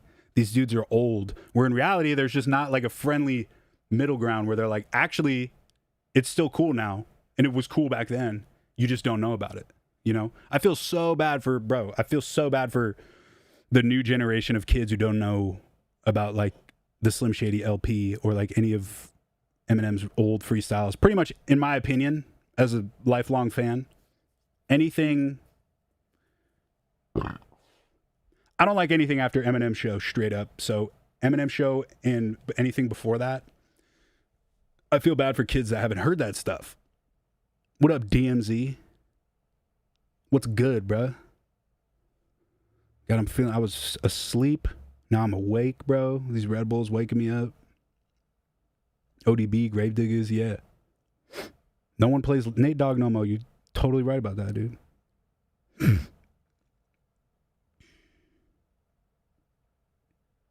Tried to get connected, send rappers beats. I never get a response, but everyone tells me my beats are gas. What is your advice for working with rappers? Anytime I've been in that situation, it's literally just because I see them there. I will tell you, and anybody who has successfully worked with rappers as a producer can totally agree with me on this. So in EDM, I could work with someone I could be working with someone right now over email, over some shit. In rap, it's extremely hard and rare to work with somebody not in person.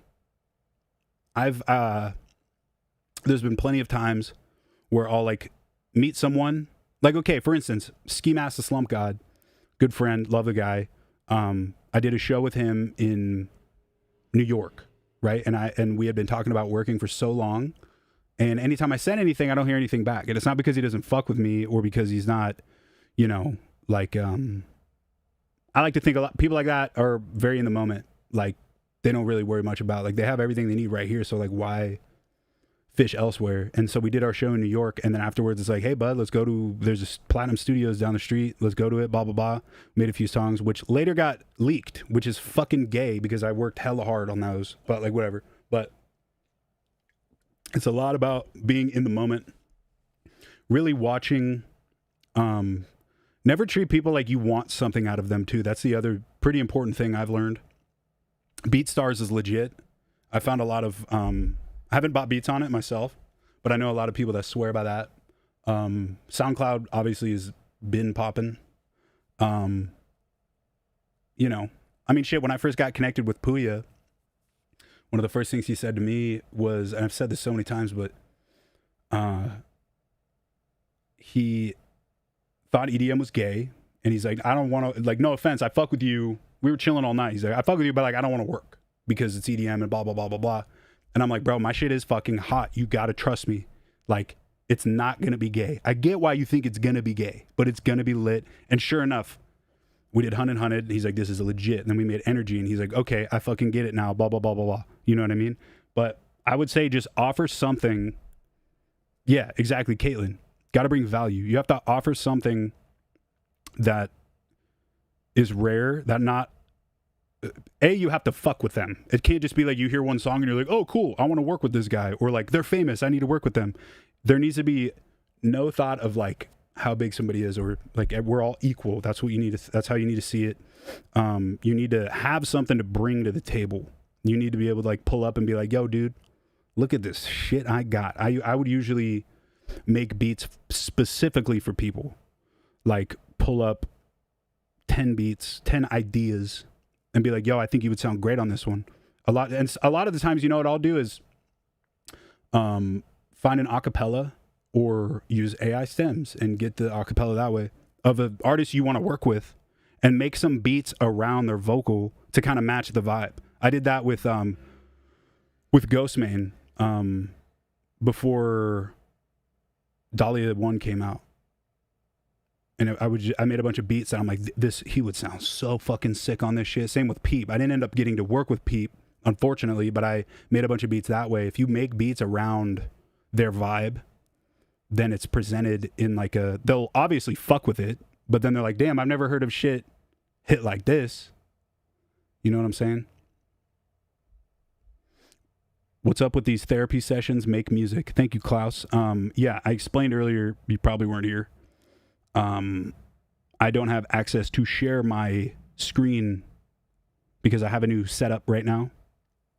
And I was just going to say fuck it and not stream, but that would be me being a little bitch. So yeah, today's just talking only and just chilling. But appreciate the input, and I'm glad you're here, big guy.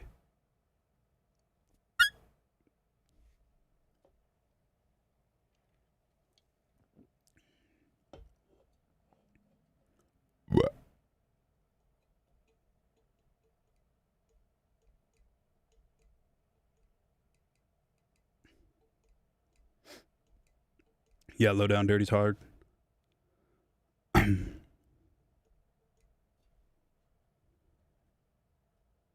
neck is loving this new screen setup, though, I'll tell you. Just right here. I got a small screen right here, but it's, you know, it's quick glance. Nothing cray.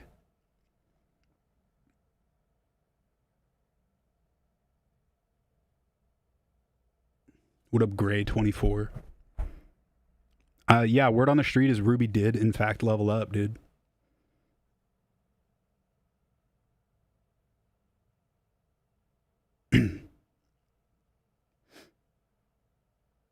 Thanks, Pause Pilot.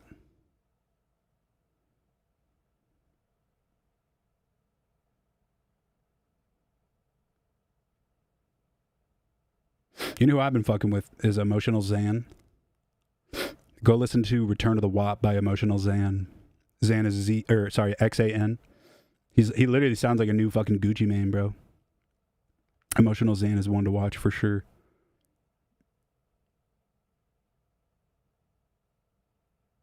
Saw you for the first time at Spring Weekend in 2013 with Nick Coletti.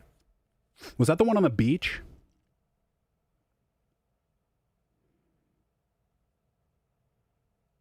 Because if so, yeah, that was a great show.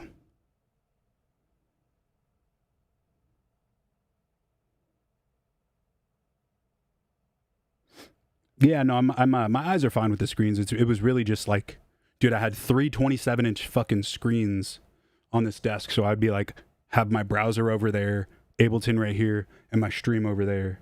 And so now it's like I have more fucking desk space. And I'm like, not flexing. I'm ashamed of this, but this is a $10,000 fucking desk because I have an old man back and I needed a standing desk, but I also needed a fucking studio desk. So I had to pay $10,000 for a fucking gay desk. But no, this is just better, especially for when I'm standing. Yeah. It's already fucking almost 8. Jeebus. The reflective shred hat goes hard. That is all. Actually, I have 100 more characters and I'm going to waste it by typing this. Have a good night. Thanks, bro. I'm an opera singer and incorporated my voice to an original tarot track. That's fucking cool. Yeah, Steve Rod started a fucking Discord, took the initiative. So pop in that Discord, drop that song. That's cool. I thought you were doing the opera singer by that band Cake. I thought that's what you were saying.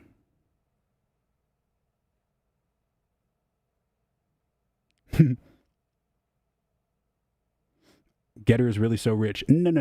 I mean, hey, I'm not broke. I got some money. Done a lot of stuff. Lucky enough, blessed enough to earn some cash. But yeah, having back problems also allows you to have to buy expensive furniture, and it sucks. But it was worth it. I like this desk. Argosy. I wish they would just give me free shit. That'd be great. Scuff Realtor just ended. Fuck yeah. Shout out Nick Rochford. Love him. Love his fucking shit. I can't wait for Extreme Peace. Just pre-ordered it. Very excited.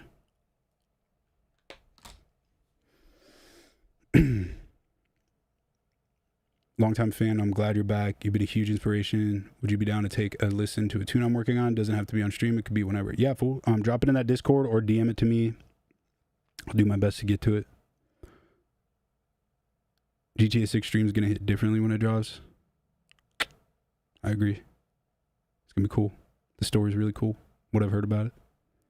I think, dude, it's so funny. It's so funny how much shit, which is a great example of, we're not going to talk about the Chiliad mystery, but it's so fucking funny seeing like a believable double or like a believable, people have been posting the map. I know about the GTA map project. I think it's really cool, but it's funny because 90% of the world doesn't know that it's like just a Reddit group that likes to guess the map. They were right about the GTA 5 for the most part, but it's funny because they'll post something and then everybody believes that it leaked. And I think that shit is so fucking funny.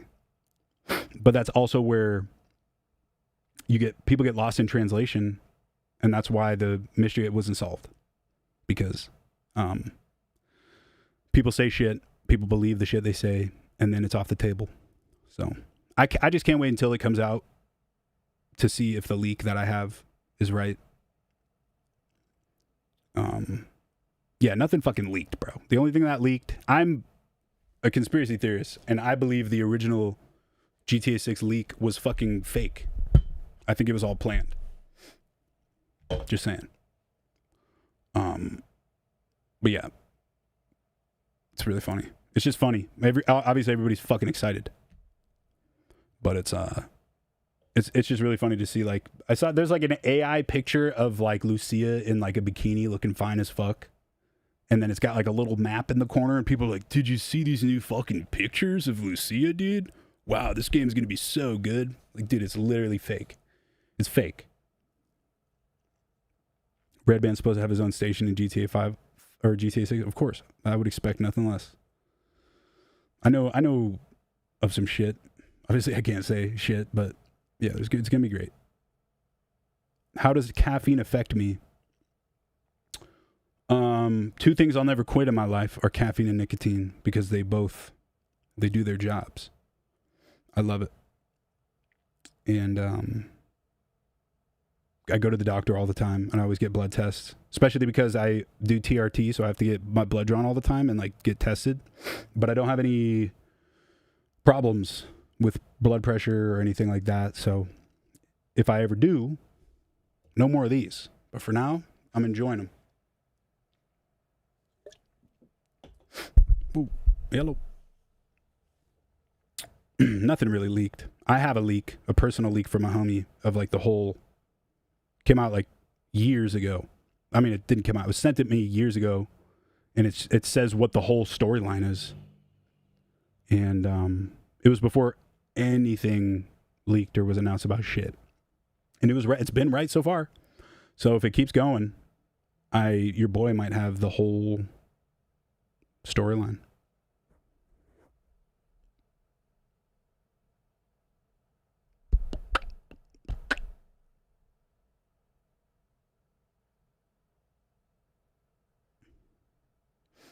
Getter's about to release some joints. Hell yeah. And it's nothing. There's some old music I'm scrapping and remaking. So there's a couple I've played on stream in the past that are just throwaway fucking ideas, and I basically took the grooves and made a completely new song from them. So you'll definitely recognize probably 2 of them. Yeah, Rockstar follows me on Insta and on Twitter. Sorry, X. Okay? They don't follow a lot of people. Everybody thinks I'm bullshitting when I'm talking about all of this stuff. Like, who do you think you're talking to, bud?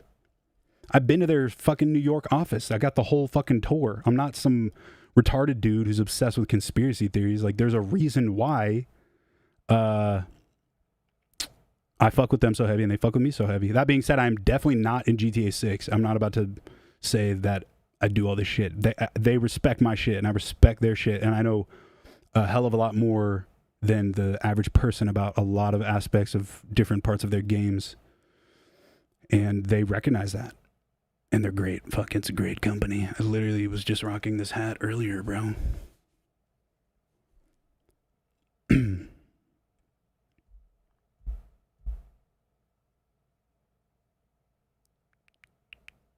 Recently made a fingerboard edit on IG with your song Windmills, and I'm going to make a skate edit with another one of your songs, but I'm stuck between Ain't Nothing or Super Duper. Thanks, bro. That's what's up. Is your thing the... I thought your picture was the Drain Shark logo. I don't think it is, though. As someone who has a ton of tattoos, what's your outlook on tattoos? I just fucking think they're really cool. I don't regret any of them. I'm a big fan of art. And I'm a big fan of... I don't know. I just like looking at them. You know? I like to look at my tattoos like a timeline. You know? Like when I got... Like I know I got this knife in Australia. My tour manager has a matching one. I have an Ausla tattoo from when I signed with them. There's so many different ones with so many different stories, and I get them all over the world, but it's just cool to like, yeah, a lot of them are basic. A lot of them are really stupid. There's like, I have one on my shin with a hidden vagina. There's one on my arm with a hidden penis, but it's all like, it's just fucking art that I really like.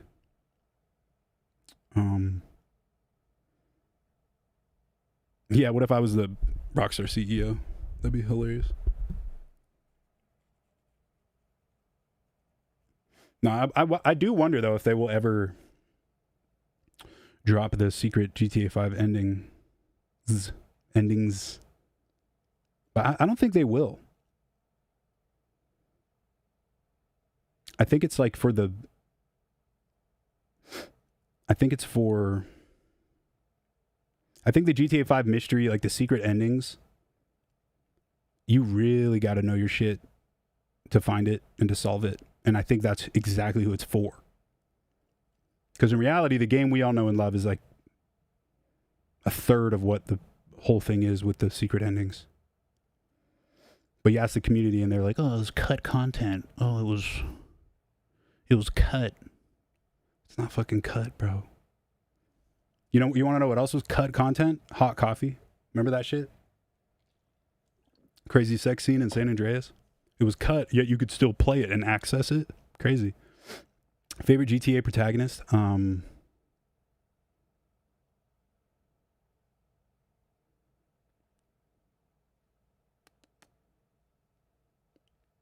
don't know. Probably Tommy Vercetti or Michael. Do you gym or exercise regularly? Yeah, I try to go to the gym like 3-4 days out of the week for like an hour. And I also have a home gym. But I pretty much only go to the gym for legs, whenever I have leg day or I do my shoulders, tries, chest. Everything else I could just do at home pretty much. I got a little gym here too, but yeah, I've been taking a break last 2 weeks because I got my third nut chopped off. Rest in peace, Ray Liotta. Did y'all know GTA 6 drops on the anniversary of his death? I thought that was pretty cool. Can dubstep fans potentially expect the possibility of Getter maybe dropping some brand new dubstep music prior to the end of 2025? Hell fucking yeah, DMZ. Put that shit. Set me on fire in the clip right now. Make sure I'm on fire. Yeah, I got hella music coming. Shoulder, try, chest, baby. Oh, I just saw Bring Her Back the other day. Fucking sick movie. Hereditary vibes for show. Fuck, dude, I gotta piss again. I'm sorry about this. 2 seconds, yo.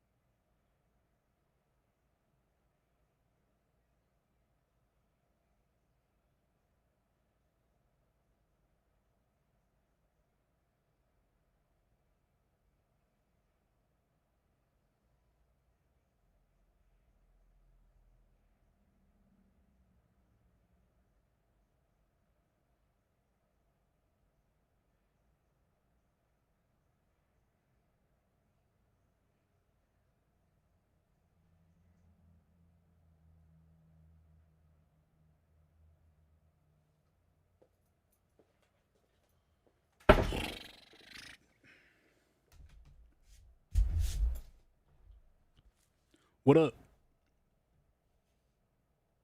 Had to drain the main vein. I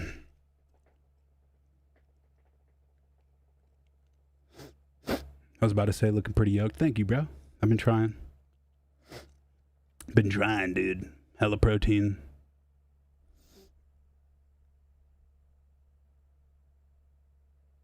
I do suck at cutting, though. I'm not a big cardio guy, especially because of my back. But we're figuring it out. TERROR REID tour or any shows? Yeah, announcing a bunch of Getter shows coming up. Doing a TERROR REID show, a secret one I can't announce yet. Doing a Warped Tour and an All But Six show, I believe in July, something, June maybe.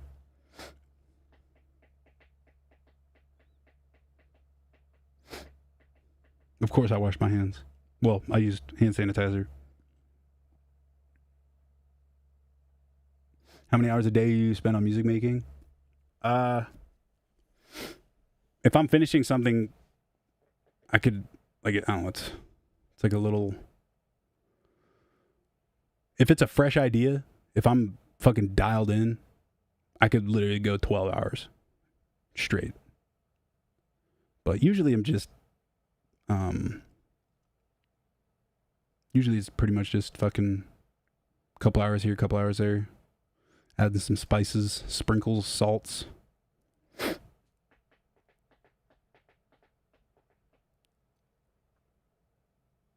Yeah, I think, like I was saying, the only thing that helps my back legitimately is the leg press. So I look forward to leg days. I haven't been able to do them in a couple weeks because of my surgery, but next week I get to go back and I'm fucking hyped. Yeah, I'm excited. Marcus broke out of prison. I can't believe he got his hands on a police helicopter. I think it was really brave of him. Yeah, shout out the homie Marcus, dude, VR chat.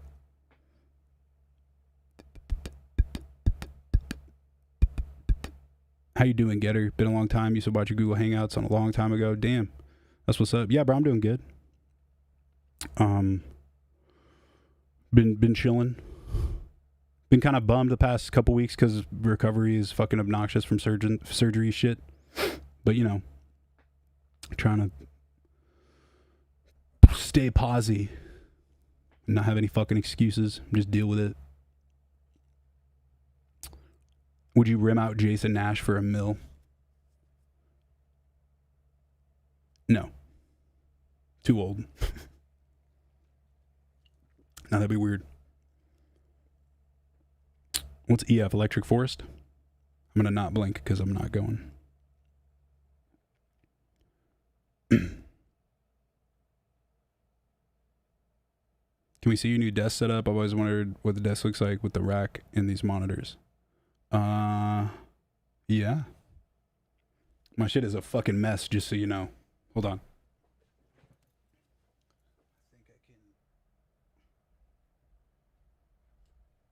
Oh yeah, look at that. Shit. So it's fucking...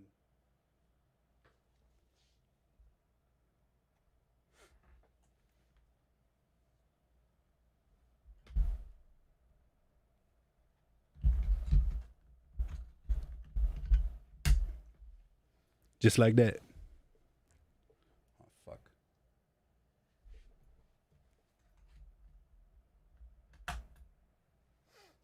Ugh. So yeah, that's the desk. And the setup. Nothing crazy. Was it a hernia? No.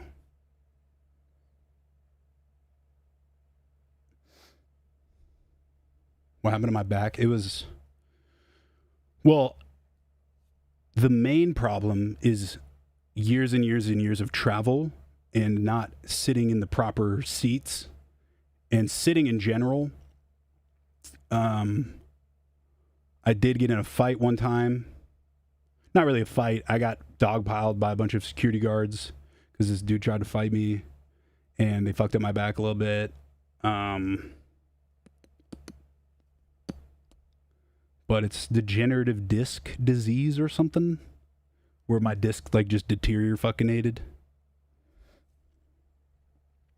And yeah, so there's a machine called the DRX 9000, which sounds crazy, but it like stretches your spine out over like 45 minutes, and it like slowly fills the gel back into the disc. But apparently, according to the doctors, after my pre-Nuvo shit, the only permanent solution is to do stem cells, which I've already done in my feet, but I'm just like, I'm gonna do it, but I'm like, fuck, bro, it's like a whole ass fucking mission.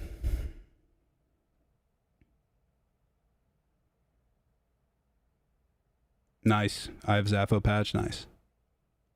Yeah, I've been using Serum too. It's fucking tight. Casual 5K setup. Yeah, I mean, most of this shit, I've had a lot of this shit for a long time. Speakers, the Barefoots I've had for about probably 5 years. The camera's new. I've had the screens forever. I've had the mic. The only new shit in here is the desk and the lights and the camera. So I wouldn't say this is a millionaire setup, but it's getting there. Yeah, I definitely did stem cells. I did stem cells in my feet, my ankles, or one ankle, a couple years ago. Yeah, I love this desk. It's fucking great, and it's a standing desk, which is perfect for my back.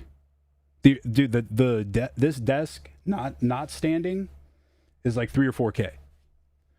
For some reason, the standing version was $10,000 fucking dollars. Bullshit. Yes, I have stem cells in my feet because I had Achilles tendonitis when I was a kid, which is like a bunch of little tears in your Achilles. And then over the pandemic, when I was skating, I rolled my shit gnarly and it never felt the same. And so I went to a local stem cell guy and he fucking puts them in my feet. How do you go about sidechaining your stuff? I use Kickstart 2. It's like the best plugin.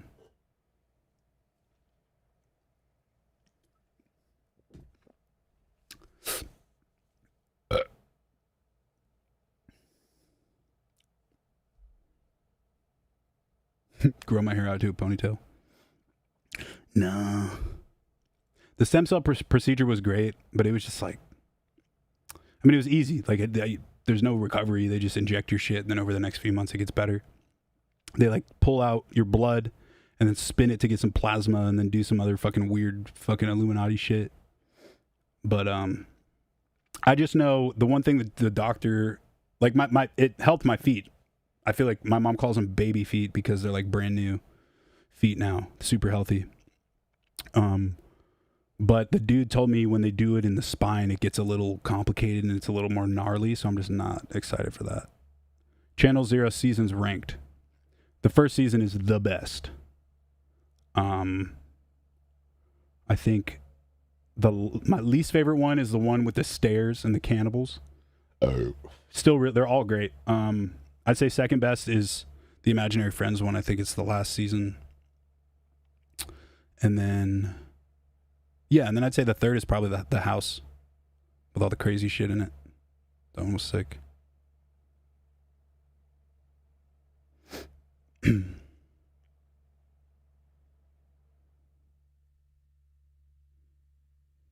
First gaming console as a kid. N64. No. Super Nintendo. I believe. Yeah, I played like some Aladdin game for it. It was hella fun. Yeah, right. Toddler feet.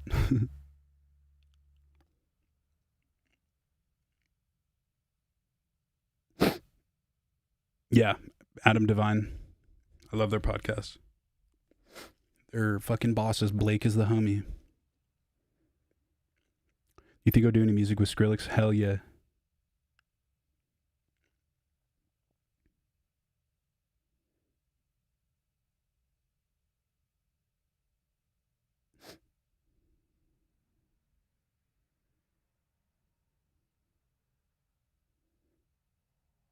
Thoughts on G Jones? I love G Jones. Boss. Fucking boss. Yeah, Night Punk collab would be sick. That's a homie, Lasha. That's the boy. I was at Red Box with him. But I think I'm gonna wrap this up. Gotta figure out this shit with my screens so I can actually make music on stream next time. But yeah, thanks for fucking chilling. Thanks for cooling. We out here, dude. I'm announcing hella Getter shows. Probably next week. Maybe this week. I don't fucking know. But yeah, it's gonna be a lot of cool shit. Samsara, my new album. Terror Reid's out July. The single is out June 20th. Members only. And then July 18th, Samsara comes out. And I haven't posted anything about it. It's not going to be announced for a bit. So y'all get the first fucking taste, bruh. Fuck yeah. Thank you, Jimmy. But yeah, I'm out of here. Fucking keep it twisted, yo. Whatever that means. Where's my mouse? Thanks, y'all.